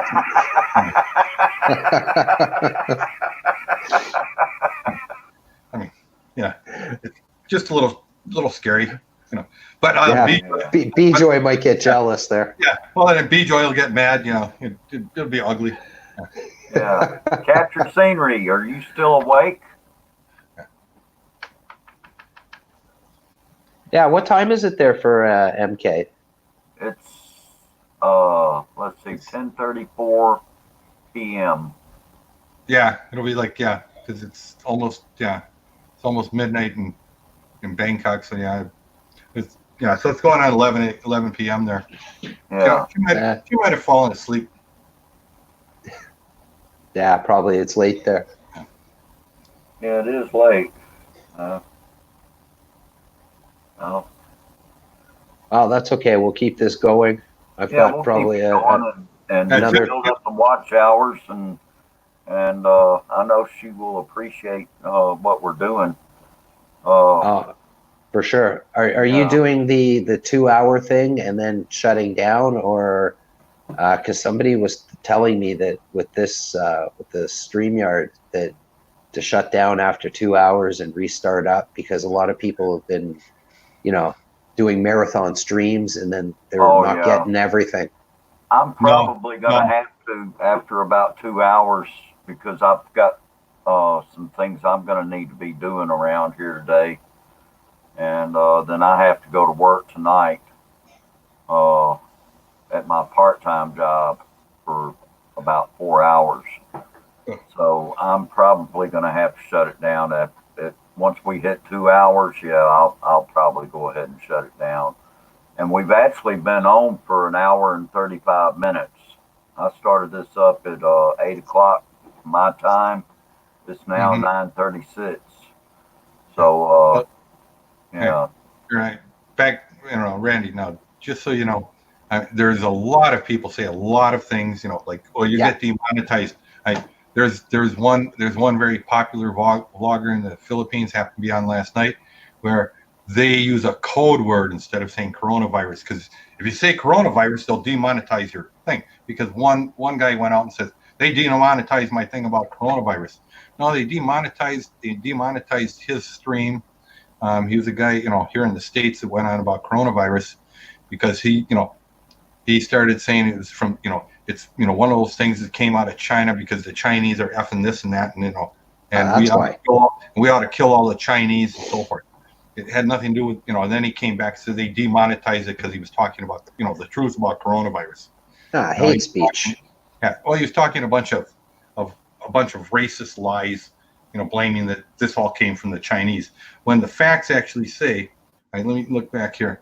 It comes from that kind of lizard-looking, reptilian-looking animal, sort of like an armadillo version. They call them pandalians. It comes from their scales. They trace it back. It doesn't come from bats. It doesn't come from anything else. It comes from the scales. Almost all of them in China, are imported. One of the largest exporters of those scales, Philippines, Malaysia, and Taiwan.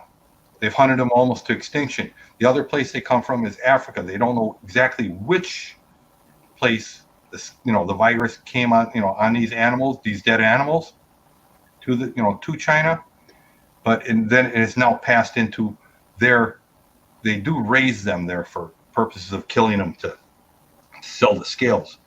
Right. It came from this animal and jumped to humans. So wow. Yeah, because there's so many. The problem was it spread in China. It didn't actually, it's not a Chinese. There is no such thing as a virus from this place or the other. Right. It's just you try and you watch the news, you check out the internet, to disseminate between it, all of that. It's like the scary part is as the earth warms. And Joe Long is in the house. There's Joe. Hey, Joe. The scary part is as the earth warms and the ground that would be, up north of you that has not, unfrozen for 10, 20, 30, 50, 80,000 years, unfreezes, that it's going to release something that the human race hasn't seen. We no longer have anything, right? Yep. This may be one of those. This may be an ancient, virus that we just hadn't seen for 50,000 years. But now that we've thawed out the ground, and for those people that don't think the ground is actually unfreezing, I tell you here, do like I did. Go on up, visit. I'll give you a friend of mine's, address up there in Canada, up north, up in the northern part, way up by the Big Bay, in the boonies. Yeah, in the boonies. Yeah, where you can get, where they sell that goofy bacon that comes in circles. Yeah, back bacon, Canadian bacon. Yeah. So, anyways, and the only beer they have is Molson's. Yeah, well, hey, Molson Canadian. Yeah. So anyway, but where they actually are putting tubes in the ground, right, to pull the heat out of the ground, so it doesn't, the ground doesn't unfreeze underneath the buildings, because the buildings are going to collapse, right? Because they're sitting, it's like what happens down if you go to South Louisiana, right? They pump so much water out of the ground that all that, that spargum peat that's the actual ground there is drying out. So the cities are sinking. Like New Orleans sinks about 1/4 of an inch per year. It's been doing that, for 50 years. We've got an island just it's called Center Island, just on Lake Ontario, just south of Toronto. You can take it's literally a 10-minute ferry ride, and it's losing about a 1/4 inch also. Wow. A year. Yeah, Lake Ontario has risen drastically in the last 2 to 3 years. They actually had to. It's a big tourist place where a lot of tourists go and everything, and they had to close it down for half the summer because it was flooded. Wow. Tropical Tim said, Star said, if I came here, Scoot would be serving beer in a French-made outfit, thirsty, waiting.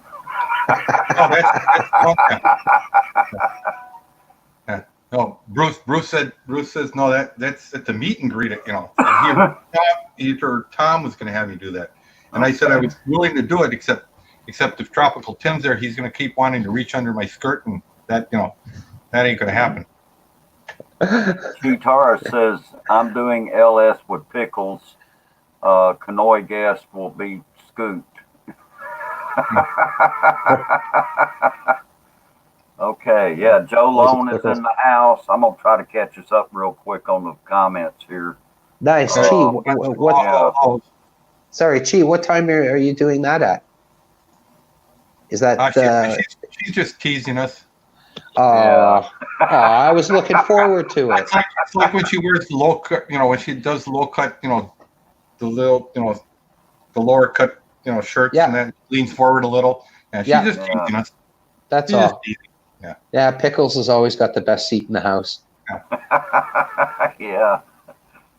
Okay. Well, no, did you ever notice the Pickles? Not all the time.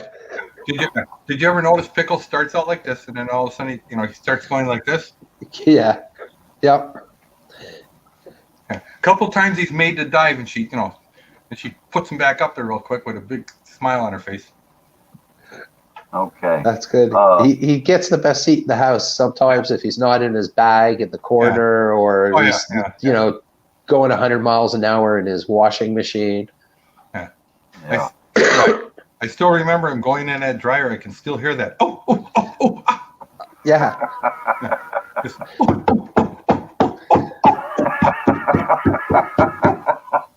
I heard his buddy Ted the bear there in the States was starting to try a rescue mission. Yeah. Oh wow. Yeah. I don't know if anybody's seen that movie, Ted. Yeah. She Well, she said no. If Ted showed up, she'd de-stuff him. Yeah. Just rip the stuffing right out of him. Yeah. I can just picture it. Yeah. I can just picture it. Yeah. That's okay. Ted could be the Thunder Buddy with her. Yeah. Tim says she's in a wrestling match under the bed with Mr. Pickles. No. She wrestles on the bed with Mr. Pickles. Yeah. I mean, you have to go to, it's www, teddyporn.com.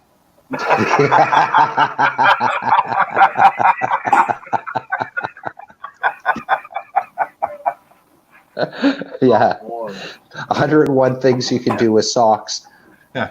It's all soft porn all the time.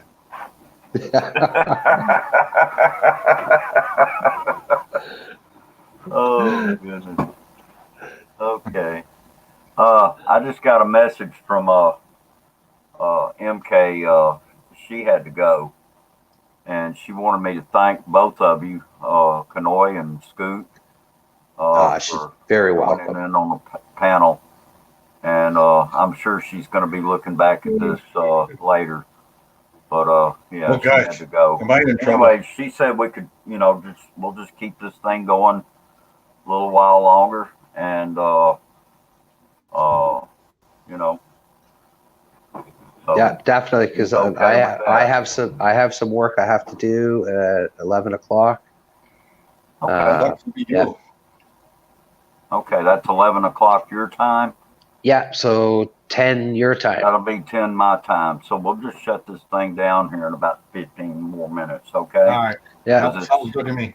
Yeah. Okay. And for those of you wondering, the Dow is actually making a small comeback. It's up to like negative 5.13 right now for the opening bell. Okay. For you guys, for you guys that are doing, are still buying that, hold them. Right? Doesn't look like a good day for you. Yeah. Oil's down 16% on the day. Oh wow. On futures tradings.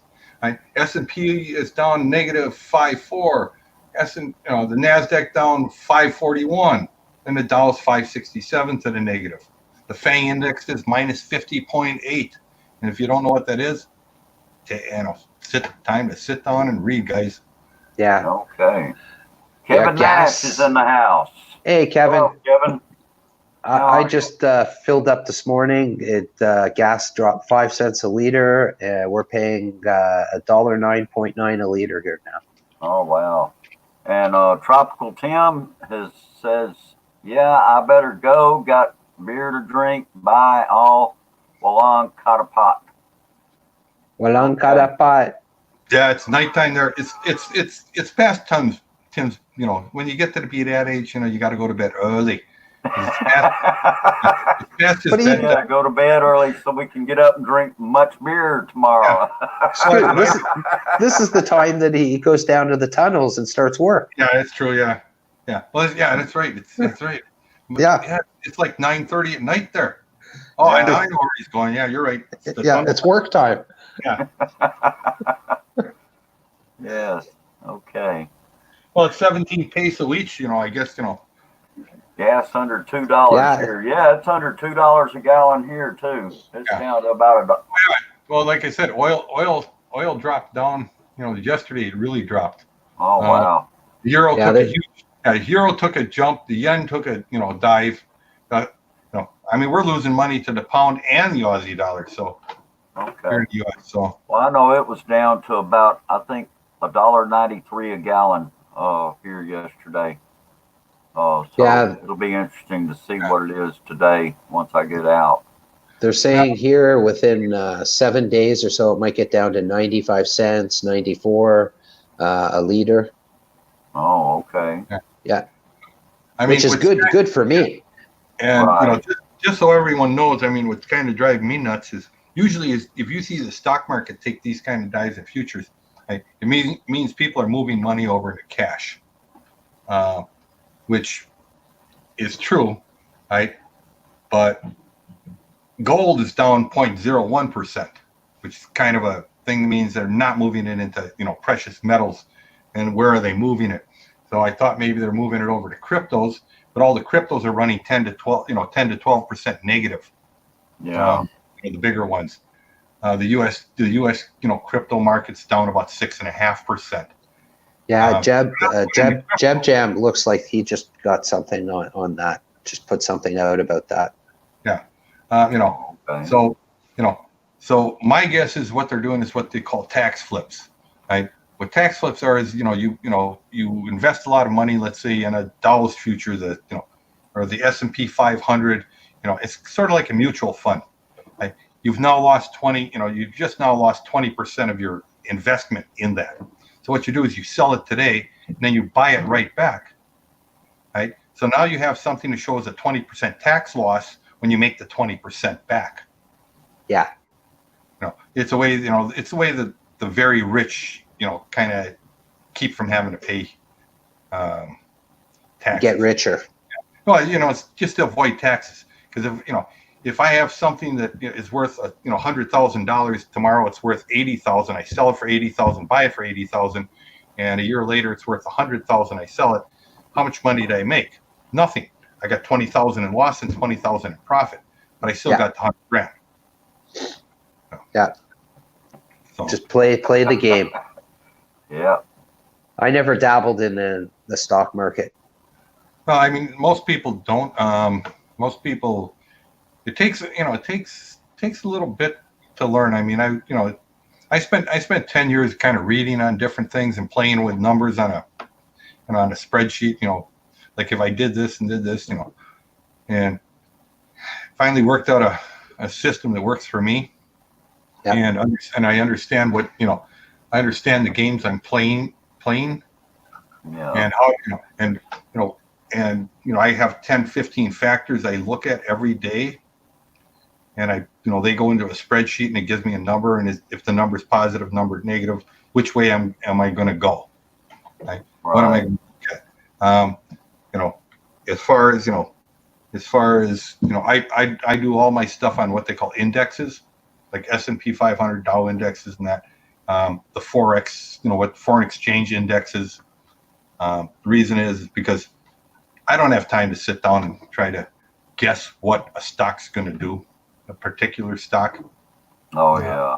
Every once in a while, I'll grab one, like when that first cruise line, that cruise ship, they had it in Japan sitting up against the dock, and they wouldn't let the people off, and the people were starting to get sick. Yeah. I bought a bunch of cruise line stocks. Why? Because I said, this is going to hurt the cruise industry. People are going to stop taking cruises. Right? So what I'm going to do is I do what they call a short sell. okay, I'm going to buy 1,000 shares, at, let's say, $20 a share. I'm going to sell them today, and and then I'm going to pay you so much for loaning me those shares, and I'll replace those 1,000 shares or, somewhere in the next 90 days. And, guys, okay, it's going to cost you, so much per share. It's $2 a share. I'm going to charge you 20 cents a share. Okay, so it's going to cost me a couple $100 to do that trade. I get the 20 grand today. Now, can I lose money? Yes. Can I make money? Yes. It's a gamble. But it's learning how to play it. When I saw that, I did the same thing with the airlines. I did it in 9/11. After 9/11, I bought airline stocks that were selling for $20 a share that 3 weeks later were selling for $1.90. Yeah. And it's like, okay, what? You think that planes are never going to fly again? Yeah, it's the same thing. I bought airline stocks, a couple 3 weeks ago, and and I've got 90 days to replace those stocks. It's just it's just learning how to play that game. Oh yeah. Well, like you said, it's not like planes aren't going to fly. The cruise industry is not, come back. And I don't really care about the cruise industry. That was a quick profit thing. I'll sell, because short selling is, you sell it today, and you promise, you can do options. Depends on, you can do, 15-day, 20, 30, 90, as far out as 2 years in options. You just pay more money for it. Right. And, and your returns are less the closer you can pick it. It's like I did 30-day options on these cruise lines. I got 30 days to replace the stock. I'm betting that the stock's going to drop. If it does, I'm going to buy it and replace it. I'm going to, exercise that option. Right. Yeah. Now, if the stock would have gone the other way and continued up, and I wait 90th day, they're going to take the money out of my account and buy the stock and replace it from the broker. That's the way that works. Okay. Kevin Nash asked, how about U.S. Treasury? U.S. Treasuries pay like U.S. Treasuries. Let's see, what is the Treasury yield today? I know yesterday it was almost approaching 0.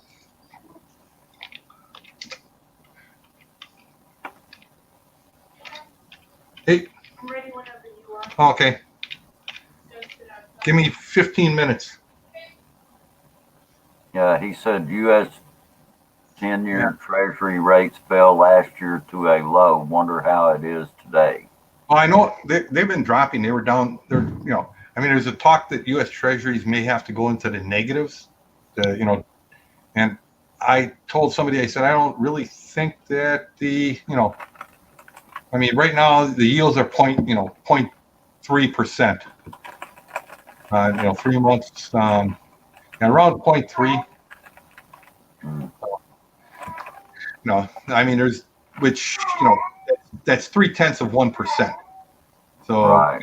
Yeah, they're almost to 0. There has been talk about, them doing like Japan, where Japan now pay, actually, if you buy a Japanese 2-year yield bond, I think they're running like 0.3% negative, which means like if you give them $1,000, right, you got $997 next month.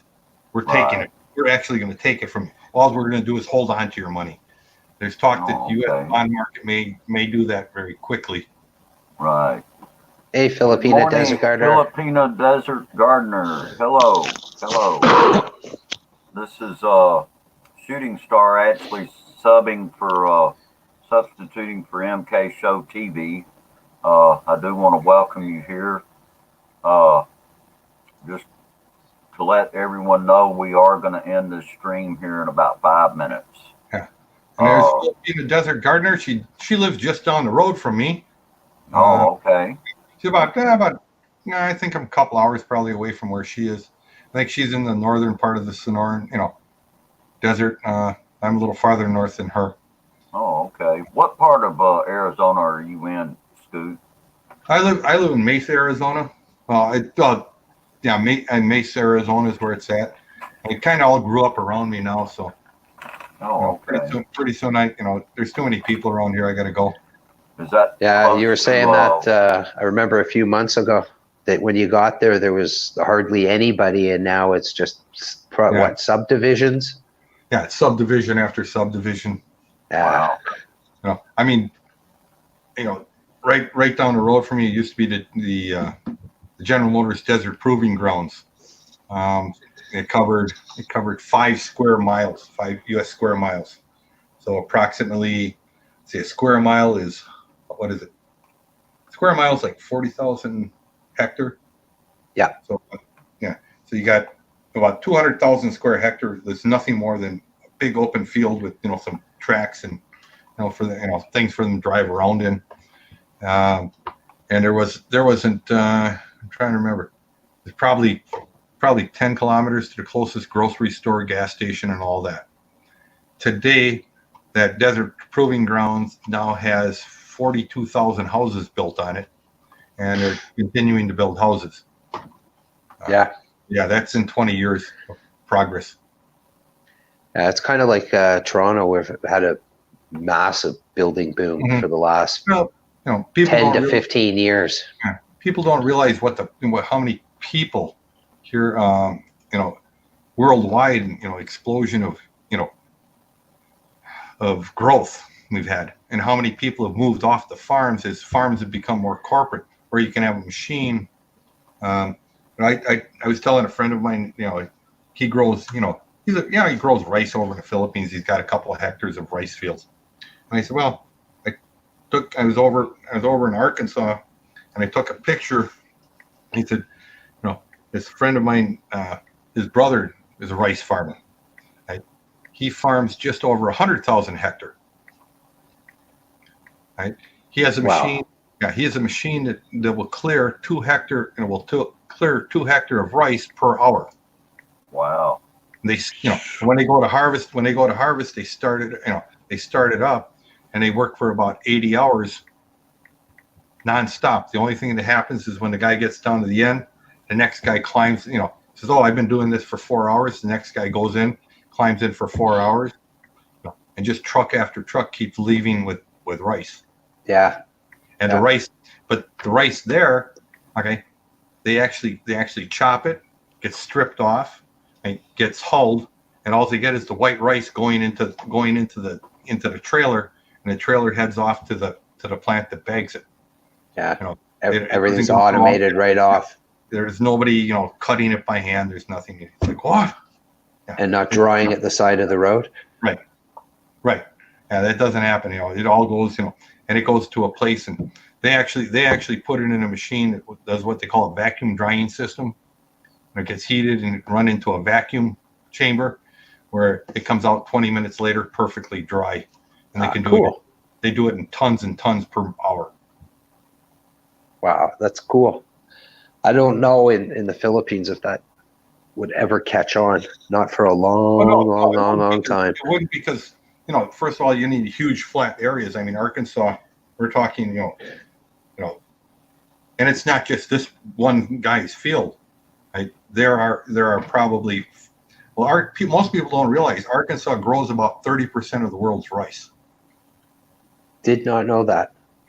Yeah, they grow quite a bit of it in Mississippi too. Yeah, Mississippi, Up in the Mississippi Delta, Mississippi, Louisiana, and Arkansas, all three. Yeah. Grow quite a bit of rice. In fact, most of what you eat here in the U.S., a good bit of it probably, and maybe even in Canada too, it's probably grown here in the southern. 80% of the world's rice comes from the United States. Same thing that happens with corn. But now certain areas like Brazil, after they had the so-called wildfires out there, right? Because they passed a rule about 8 years ago that they can't cut down rainforest to make farm fields anymore. Oh, okay. Yeah. So last year they burned down almost as much. There was almost as much fire in the rainforests of Brazil than there was farmland. But they found about 95% of them were man-made or started by somebody. That's because the farmers were like, well, I can't expand my fields. But if the forest happens to burn down, then it's not a forest anymore. It can be cut down. Right. Yeah. So Chi Taurus, you take care. Bye, Chi. Yeah, take care, Chi. Thank you for coming to this live stream here today. Kevin, And trying to reduce the message to reduce arsenic and rice when cooking. It's all perfect. A small amount of arsenic is actually the body needs a small amount of arsenic to live. yeah, that's true. All of these heavy metals. Okay, it's sort of like you need a certain amount of potassium. You need a certain amount of different things. You need the body needs a very small amount of some very poisonous items. Filipino Swedish vlog. Hello, Hello, welcome. and welcome. Okay. And if you haven't seen that Filipino Swedish vlogs channel, check it out. She actually has some really nice stuff up there. Okay. Yeah, I will definitely have to do that. Definitely gonna look you up. Yeah. Let's see. I mean, Kevin Nash says I've been using a method to reduce arsenic in rice when cooking. Yeah. Rice turns out perfect. Yeah, that's what I was saying. Sorry, Okay. go on, Scott. Yeah, it does. But see, arsenic is one of those things the body will get rid of. It doesn't build up. If it's eaten. Now, there are things if it's a refined arsenic, if it's in a food, the body gets rid of it because most of it stays with the food as you get rid of it. But if it's a form, yeah, it's going to build up. Okay. Right. Tessa's Green Kitchen is here. Hello, Tessa. And welcome to our live MK's. stream. MK, this is Shooting Star. I'm substituting as host to the live stream for MK. Hey, Bruce. And we're just trying to increase her watch hours. So I've been given permission to do some live streams on her behalf. Hey guys, I gotta take my daughter to work. So yeah, it's actually 10:04. We've actually run past. Yeah. Yeah, my phone's been blowing up with some business stuff also. Okay. Yeah, well, I tell you what, I'm gonna give me the evil eye. Shout out to everyone here. Thank you, Filipina, Swedish vlog, and yeah, Scoot just had to go. And Canoy, if you need to go, you go ahead. Thank you. I may keep this stream going for a little while longer, just for the benefit of those that are late arrivals. But I do thank you, Canoy, and you and I will have to do this again sometime. Anytime, Bruce. Anytime for MK. I'm here. Just give me a message. Give me a heads up. We'll work it out. I'm always happy to help MK and yourself. Sounds great. Okay, yeah, and same here goes for you too, my friend. Thank you very much. Yeah. Goodbye to everybody in the room. Goodbye, Chi, Mama Judy, Kevin, Filipina, everybody else. Anybody else I missed? Davo. We'll see you all later. Bye-bye. Okay. All right. Take care, Canoy. Bye-bye. Okay. All right. Let's see. Kevin Nash, you say you don't eat much rice. No worries. Okay. I love rice, but I don't eat it a whole lot. So I'm no worries on my part too. Okay. I'm going to head out to Judy Fisher. Thank you for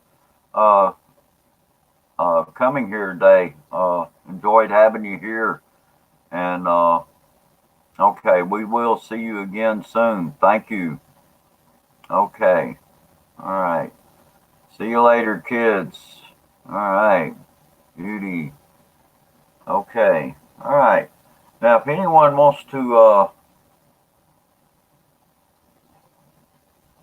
come up here, this will be probably the last opportunity. I'm going to put the link up here one more time. So if there is anyone here in the house that would like to come up on the panel, feel free to do so.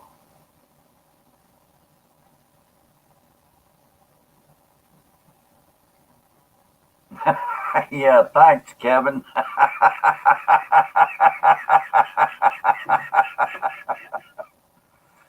Okay. Actually, I think what I'm gonna do is hello. This is who's vendor over there, and so just thought I would let people see who is the one behind the voice that's been sitting over here. Anyway, but yeah, we were about to end the stream, and but yeah, I'll give people a chance, one last chance to come and join. So if anyone wants to click on the link that was just provided, feel free to do so. And I don't even see the link up there.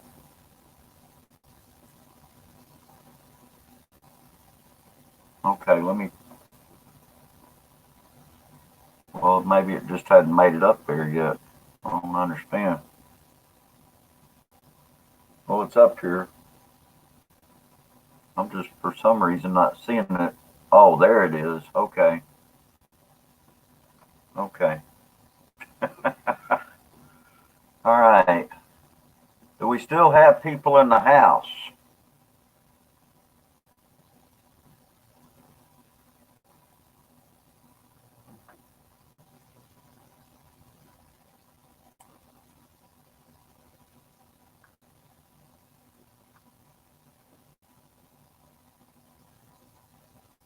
Okay. If we don't have people here in the house, and if we're not going to have anybody join the stream,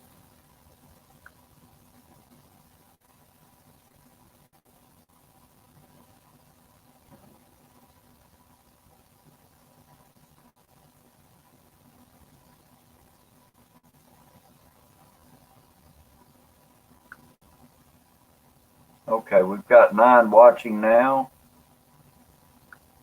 Okay. Feel free to join if you wish.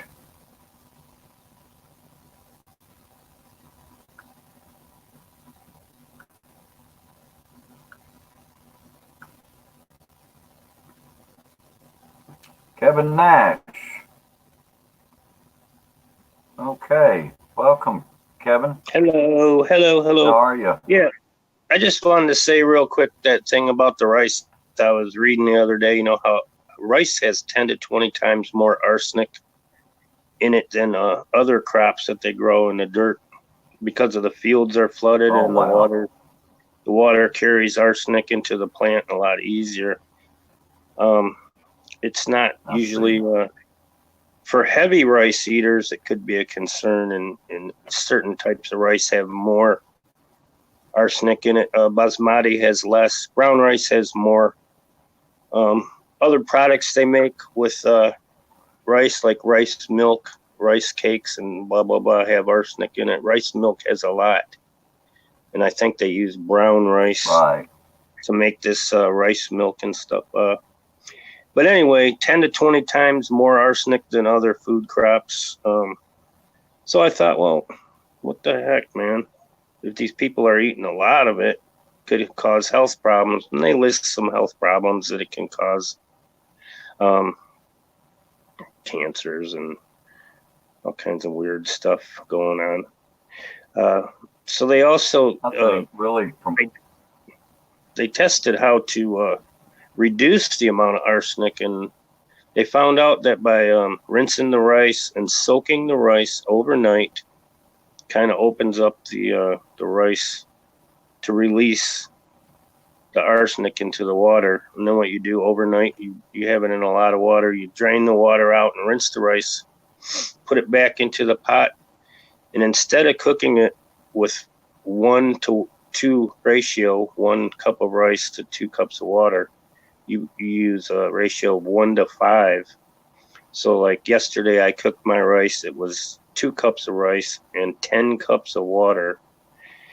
And when it's finished, you test the rice to see if it's tender how you want it, and you take it off of the stove, drain it out into a strainer, rinse it a little bit, and plop it back into the pot, and let it stay hot while you finish up whatever you're doing. And it turned out perfect, man. I tell you what, it was like the best rice I ever made. I couldn't believe how perfect it was. Wow. So, That's and good. it says that just by soaking the rice, you can get rid of up to 48% of the arsenic in the rice. And if you soak the rice and cook it in too much water, you can get rid of 82% of the arsenic in it by just doing all that stuff I said. That's so, I mean, amazing. I go through like 5 pounds of rice a year, so it's not a big deal for me. But some of these people are eating 5 pounds in 2 days, 3 days. Yeah. Okay. Hello, Mr. DJ Rads. How are you? Okay. Mr. DJ Rads is in the house now. How are you today? Hi, Desert Gardener. Okay. Rads. Yes. This is yes, Desert Gardener is still here. I know several have left. Of course, they have to, had things to do, I'm sure. And 50 pounds I'm probably going to have to. Oh yeah. Yeah, 50 pounds. Let's see. What does she say? 50 pounds a month. Like rice is life. It's a lot. Yeah, been eating rice my whole life. Yeah. Yeah, I usually buy a 1 or 2 pound bag at a time, and go through that in like a month. Oh, okay. Yeah, I've been, when I was younger, I used to eat quite a lot of rice actually. Loved eating it with stuff like chicken and with beef, and I still love to eat rice. I love the. In fact, I eat brown rice more now than white rice. As far as like what I would cook at home. That has more arsenic too. But you can't cook. Yeah. You cannot get rid of much of the arsenic after you soak it and rinse it. If you cook it in a rice cooker, because the rice cooker you got to use a certain amount of water, so it's all absorbed back into the rice, and then the water can't take it out. So it's only in you have to do it in a pot. I've never used a rice cooker. I just use a pot. Yeah, me too. I've always cooked rice in just a regular pot. Mm-hmm. And there are certain times when, like, say, if we do a family thing with my kids and grandkids, where we might have a big meal or something like that, then we will usually cook rice, and like I'll cook a roast or something, and cook a big pot of rice to go with it, and always love that. Bruce Davis, hello and welcome. This is Shooting Star subbing for MK Show TV. I'll check you out. We got rice. Rice is nice, Filipina Desert Gardener. Feast your eyes on that. Yeah. It turned out good, man. Equal parts in the rice cooker. Yeah, feast your eyes on that. Looks good. So this was 2 cups of rice and 10 cups of water. Wow.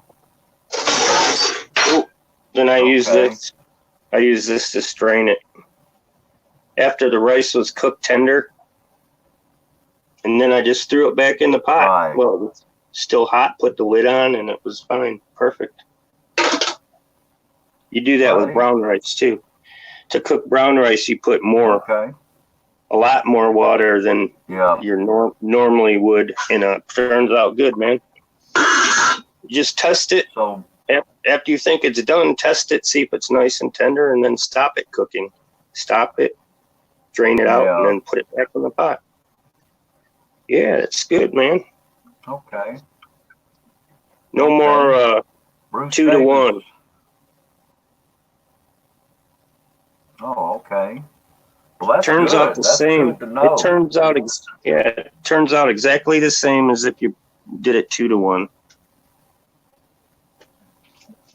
Okay.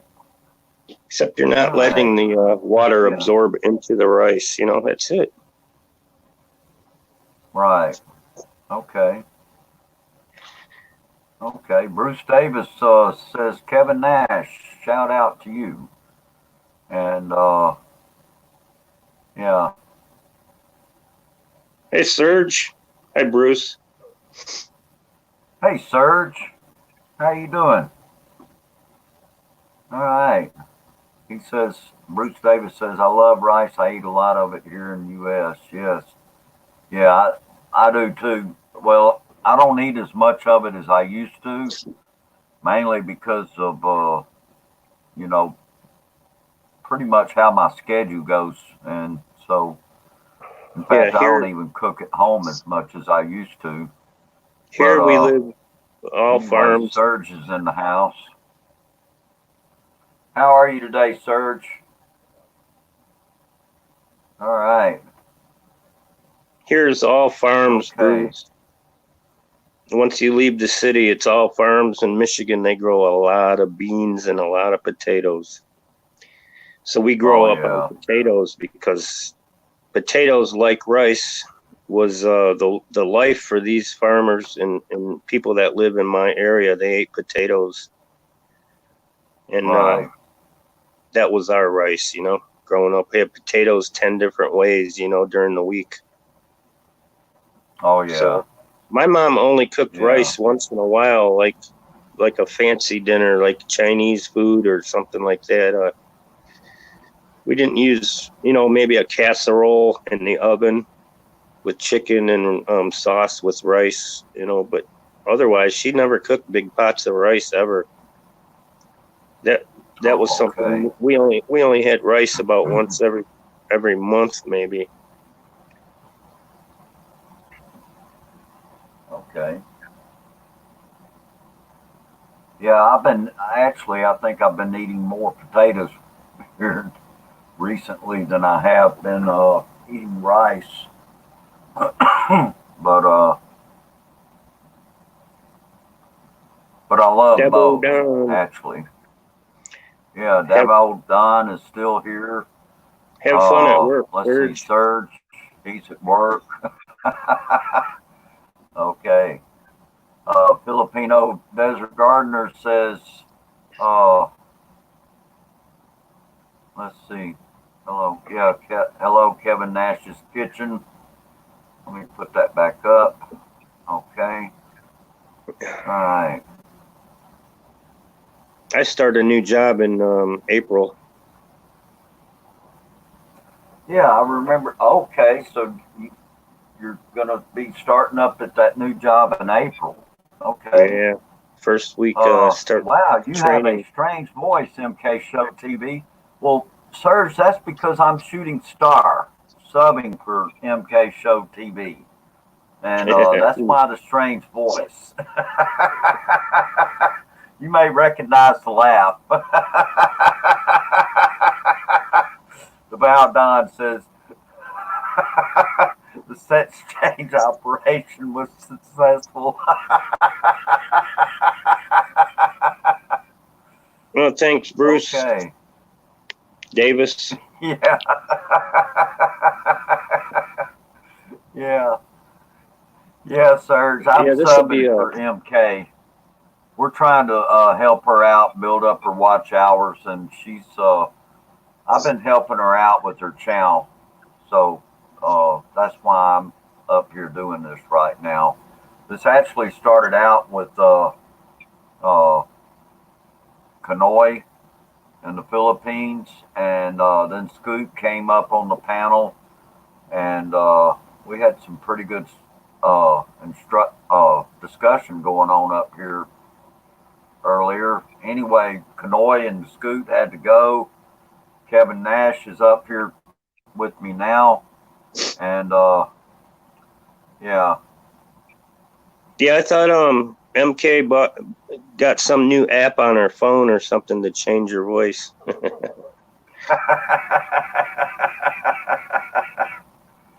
All right. One of those Yeah. voice changer apps so you can be a disguise. You could sound like a chipmunk too. Yeah. Well, thank you, Bruce Davis. He says, Bruce Davis says that great help each other out. Good job, M Star. Yes. Thank you, Bruce Davis. Actually, I'm gonna type in something here because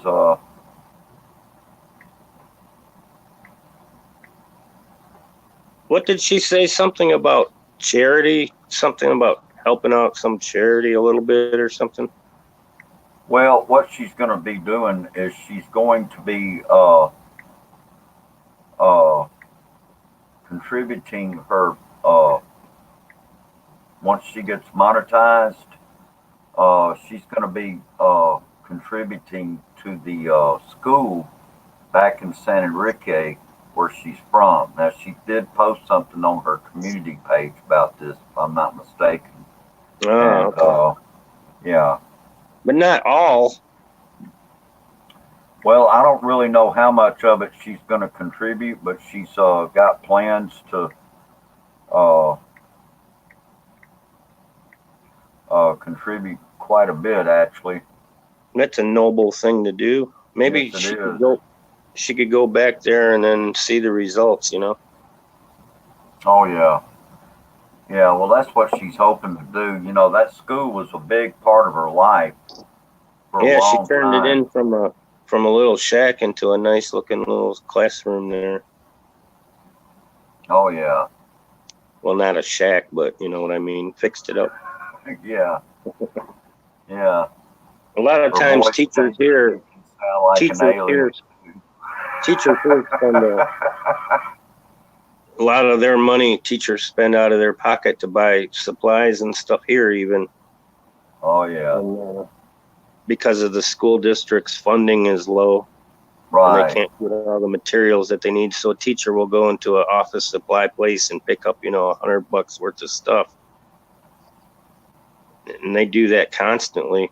Okay. Kevin Surge says she can do it that great, but don't advertise since it is not allowed to request donation without a license. Okay. Thank you for yeah, thanks, Serge. Thanks for saying something about that. Oh, okay. Shooting Star, I follow you. Okay. Thank you, Bruce Davis. And I will certainly be following you too. Look at that beard that guy's got. Yeah. Hey, you got to turn Reminds me your of breaking traditions a little bit before he shaved. you got to turn your picture around, man. His picture's sideways. Oh yeah. I hate that when I send my picture in somewhere and then it pops up sideways or upside down or something. Oh yeah. Then you gotta try to figure out how to fix it and resend it. Oh yeah.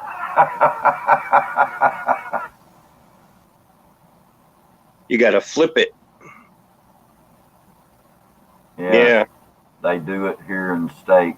Teacher pay out their pocket. Yeah. Uh-huh. Yeah.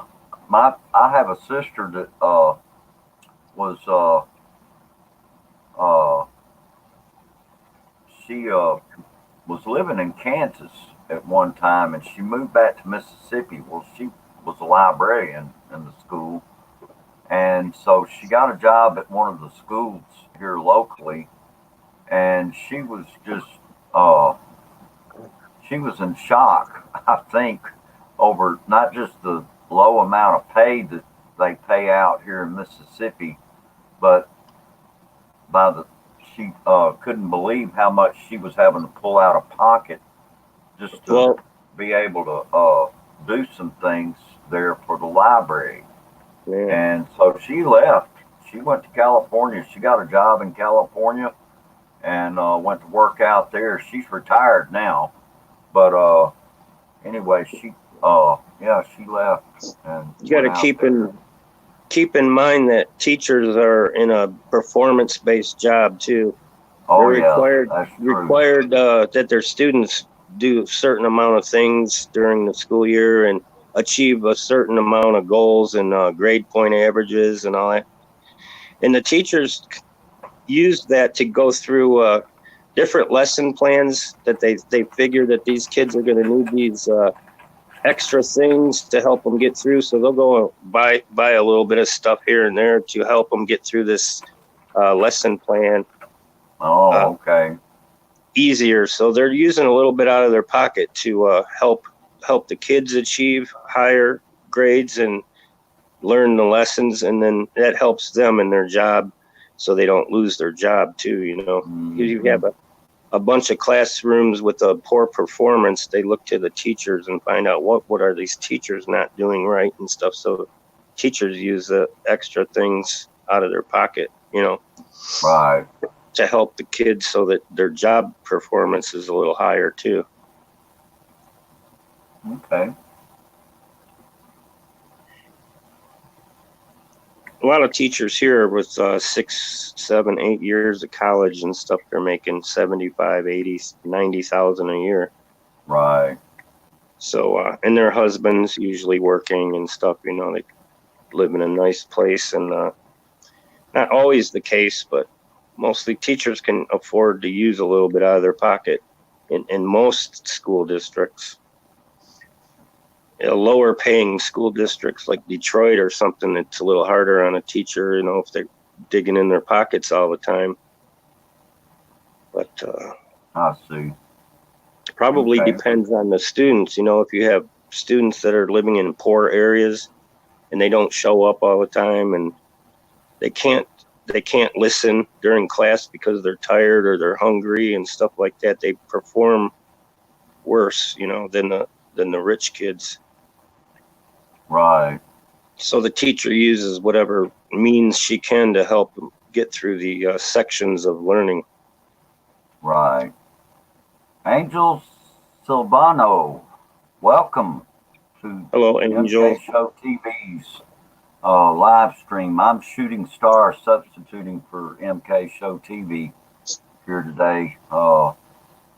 I'm trying to help her out with her channel. And Hey, Bruce. yes. Bruce Davis. Bruce Davis says that his Filipino likes his beard, but he's still going to shave it. Well, yeah, That's different. I Never would heard say- that one before. Usually it's the exact opposite, Oh yeah. Uh-huh. They might Yeah. say they like it, but maybe they're just trying to keep you happy. Who knows? Oh yeah. Yeah. Okay. I always hear they like clean, clean, clean. No hair. Oh yeah. Yeah. That's what I've been hearing too. But I don't know. That's you know what they say, different strokes for different folks, So that may be the case just about anywhere you go. Yeah. Okay.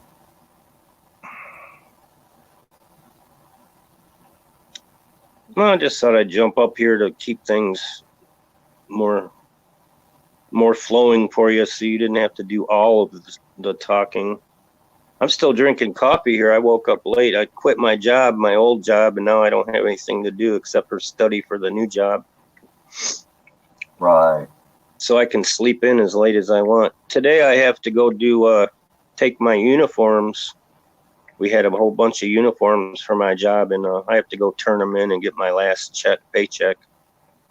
And then I'll get one more check plus like 4 or 5 weeks vacation pay to Right. help me get by until next month. So, Okay. but I gotta Okay. watch all my spending because I'm not gonna have very much money with no job, you know. Right. Yeah, I can certainly understand that. Can go into debt if I don't pass all these tests for the new job, pass the physical and pass the exams and get the job, I'll be in big trouble. Oh yeah, I hear you. Now, what exactly are you going to be doing, Kevin? Going to CDL school. CDO school. CDL, commercial driver's license. Oh, okay. So you're going to become a truck driver then. Yep. There is Sounds good. the school is only 2 miles from my house, and the people that want to hire me, they're already in. They did my background check, and you know I'm already doing some kind of online testing and stuff for them while I'm waiting, and Oh, okay. they're gonna check on my progress, and I have to keep in touch with them for the next couple of weeks. So far, so good, you know. Okay. So both the school and the job will be right by my house to start out. The money's not that great, you know, for a truck driver. Right. The first year, you're still, you know, you're a rookie at the bottom of the list. And Oh, then yeah. Okay. after a few months, they see how you are and stuff, and whether they want to keep you and let you take more responsibility, and then your pay will go up. Right. You get bonuses. They'll give me a bonus after 6 months or so, I think. Oh, okay. And then the second year that you drive, your pay will go up, you know, another 10% or whatever it is. So, Right. Okay. or you can move to another company that pays better, whatever you want to do, you know, after you get a year's experience. Right. After 2 years driving a truck, you got a good record, no accidents, and you show up every day and stuff, you can pretty much go wherever you want and make a lot more money. You know, Right. some of the guys make 80,000-90,000 a year. Wow, that's pretty good. That's pretty Mhm. good. Bruce Davis said she, his girlfriend said that she wants me to shave it for summer, but around Christmas she called me Santa.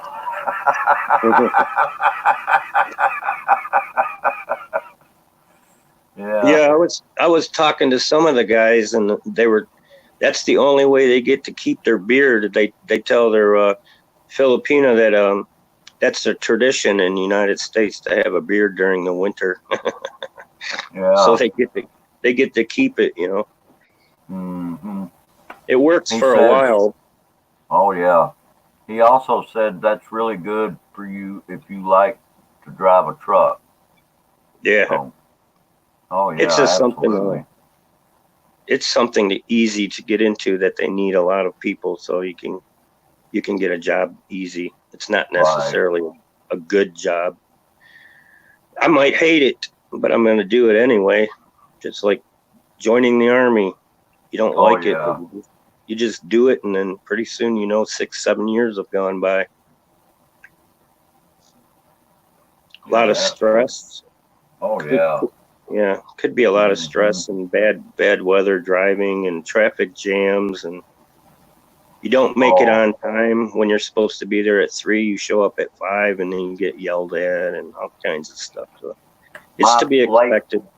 My late wife's stepfather, he was a truck driver, and yeah, we used to hear the stories.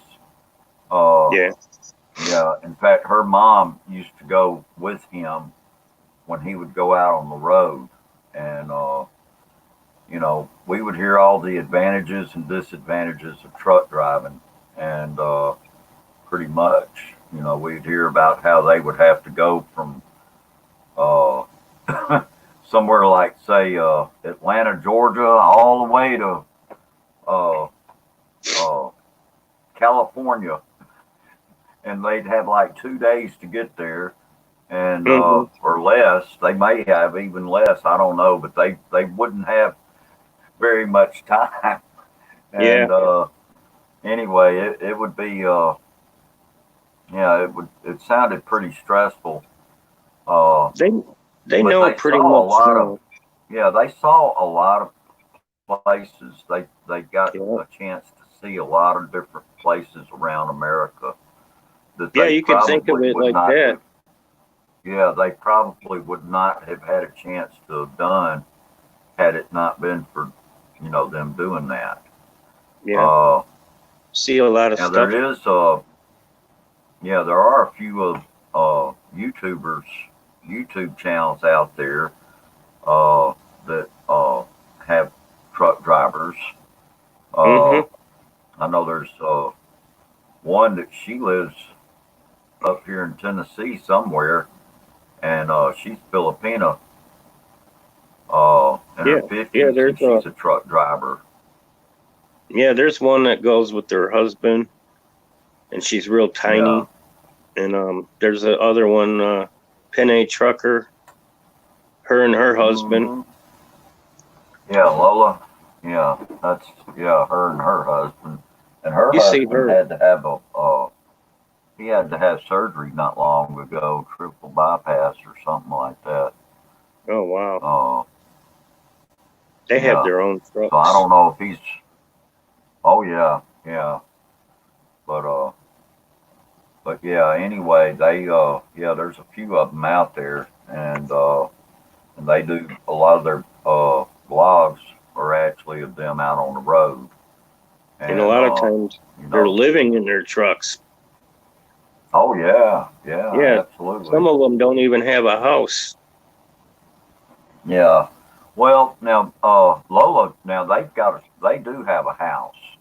Hmm. Uh, and I'm guessing they must be doing pretty well for themselves because there was some videos that she did a while back where her uh, you know where they had gone on vacation a few times down in Florida. So anyway, yeah, so there was some of that uh, that they showed. She's also shown some video from there at her home. But yeah, a lot of the time when they're out on the road, they have no choice really but to live out of the truck, you know, and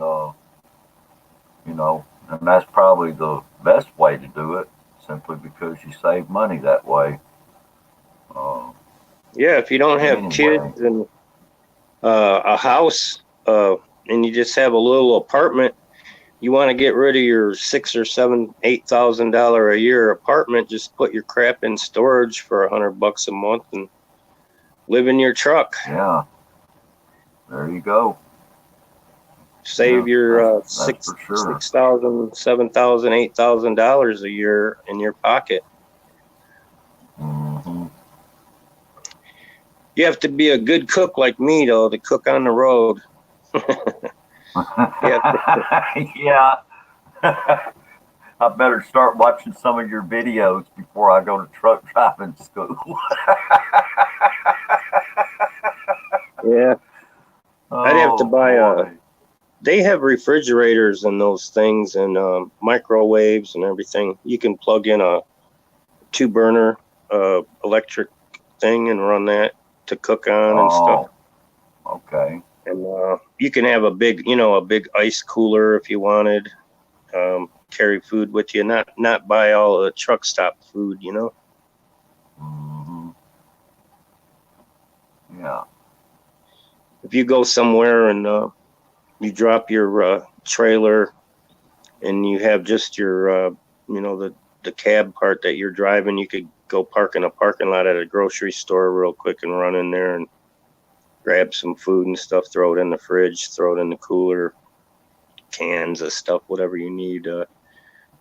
And you're able to cook real meals on the road if you want. Okay. Some of the people, they don't have a stove or refrigerator in their trucks, but most of the new ones now do, Right. or you can get Okay. one. Yeah. Well, I was going to say you could probably, if nothing else, if all else failed, you could go buy you like a hot plate. Yeah, that's it. Yeah. Electric burners. Uh-huh. Just electric burners, and have you one or two of those there, and that would Yeah, certainly. Pin A trucker cooks in her for her and her husband all the time. Oh, okay. Okay. They go in and do videos inside the market, and she'll show Oh. all the food that she's buying, and she comes out and puts all the food in the truck, and then the next thing you know, she'll be doing a video cooking. Oh, okay. Well, that's good. Well, folks, I tell you what, I've run this stream way longer than I had planned on running, and I do have some things I'm needing to do today. Uh, so I'm going to go ahead and end the stream now. It's been fun, been great, and I do want to thank all of you that have come here today. Uh, and hope you've enjoyed it. And a big shout out. Oh, cool. There it is. Okay, commercial driver's license manual. All right. Well, I wish you the best on that, Kevin. I wish you lots of luck. And hey, if I get tired, I could actually go ahead and retire from my job with the city of Jackson. But if I stay here a couple of more years, I could actually my pension would actually max out, and not only that, I could draw Social Security. But what they've got me doing now was, I had worked in a planetarium for like 25 years, and the planetarium is now closed. I don't know if it's going to open back up. I know it won't open up anytime soon, and there's a long story behind that, but basically the building's going to have to be completely redone. And I'll save that long story for another time. Uh, but anyway, but yeah, I've had thoughts of leaving, just going ahead and leaving, and the city of Jackson, and yeah, okay, have coffee. Yeah, you better have plenty of coffee while you're driving.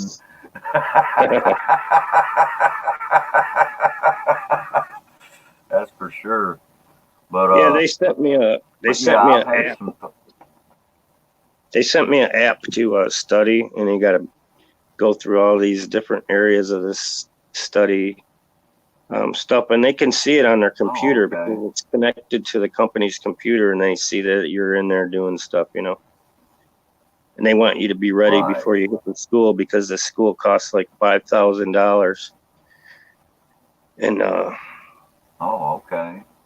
they don't want to pay all that money out for somebody that's not going to be willing to, study.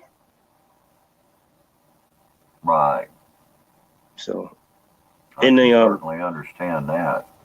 The school, after you start working the school, you pay back, like, I think they said $45 a week or something for $1,500 of the 5,500, whatever it was. So it's a real small portion that you pay them back, but it comes out of your check a little bit at a time, like $45 or something. Oh, okay. And if you don't pass, the school and get your license, then they charge you for the full amount of the school. Oh, okay. Wow. Well, that kind of gives a person some incentive to go ahead and get it right the first time. And, Yeah. Gotta do it, Yeah. man. Oh yeah. But Absolutely. you have a couple Yeah, I know chances, you know, if they take the test over a couple times. right. Okay. All right. Well, folks, I'm gonna go ahead and end the stream now. And I want to wish everyone a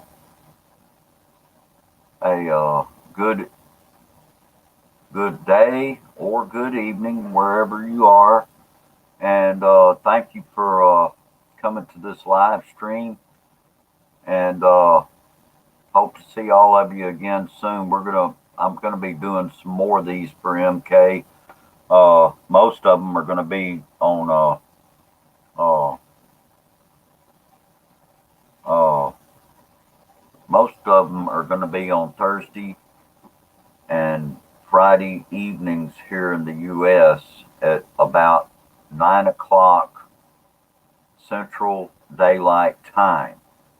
Now, depending on where you are, if you are in the United States, that would be 10 o'clock p.m. Uh, on the, in the Eastern Time Zone.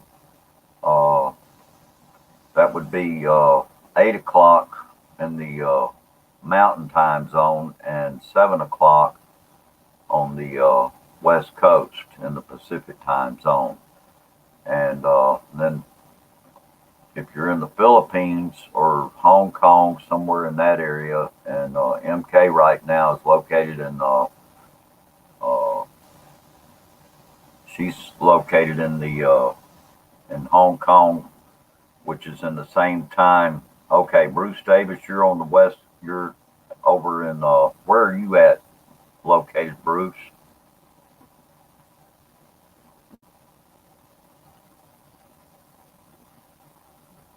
Just if you don't mind me asking, are you in California or Oregon or Washington, perhaps? And that would also go for Vancouver, uh, Portland, Oregon. Okay, okay, good deal. Okay, you're not too far from. Let's see, there's a few other. Let's see, I think Brett. Oh, I can't think of his last name, but he's. Let's see, he's up in that area somewhere, either Oregon or Washington.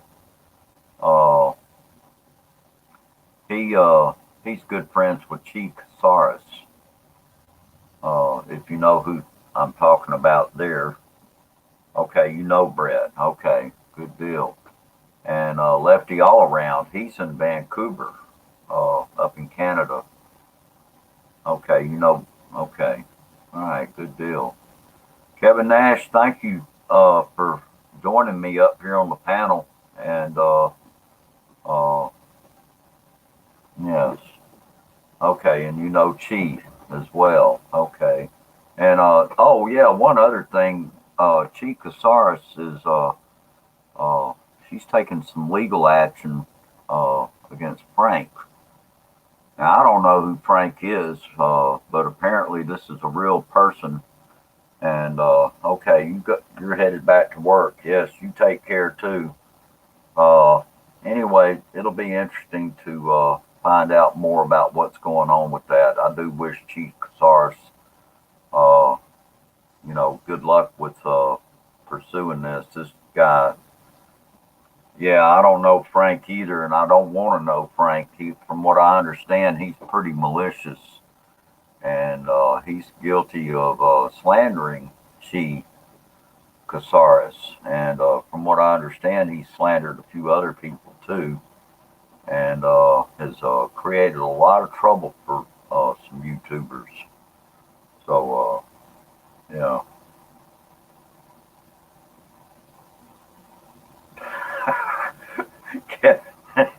Your neighbor comes over to chat and he smokes half a pack of cigarettes. Your damn stinks up the house. He's been doing a lot of women. Okay. Okay. wanted to mention this before I ended the stream because she is pursuing this. She's supposed to be going and and uh, pursuing that. You know, getting I think some legal help with it there in the Philippines. So hopefully she'll be able to get something done. I think Big E and Sabu was going to be helping her with this as well. So before I end the stream, I just wanted to mention that just to kind of get the word out, as I had told them that I would try to pass that word along to as many people as I could. And so if none of you that are still here knew about it, I just wanted to let you know. He comes a lot of trouble with Mr. Riley too. Okay. All right. Well, yeah, my hope is that he will, that's just it. Kevin, I don't know who he is. I've heard this name mentioned several times, mainly by Big E and Sabu, but so I don't know who Frank actually is. But apparently he goes around and he starts trouble with a lot of people, and he probably, if he's sneaky enough, he probably starts out by sound Rizzo. Okay, I don't know. When you see Big E, ask him. I will. I'm going to have to find out exactly who this Frank is because I would really love to know exactly who he is. And so I will certainly do that. Okay, yeah. And in fact, I would say anybody that knows Big E, you may want to just go ahead and ask him if you happen to see him on YouTube. I know you can get a hold of Big E also through Facebook. He's got a Facebook page. So anyway, let me go ahead and end this stream now. And you guys take care. Thank you for coming, and y'all have a safe and pleasant good day and or good evening wherever you are. And anyway, take care. God bless you. Be good, and if you can't be good at it. Thank you again, and y'all have a good one. Bye bye.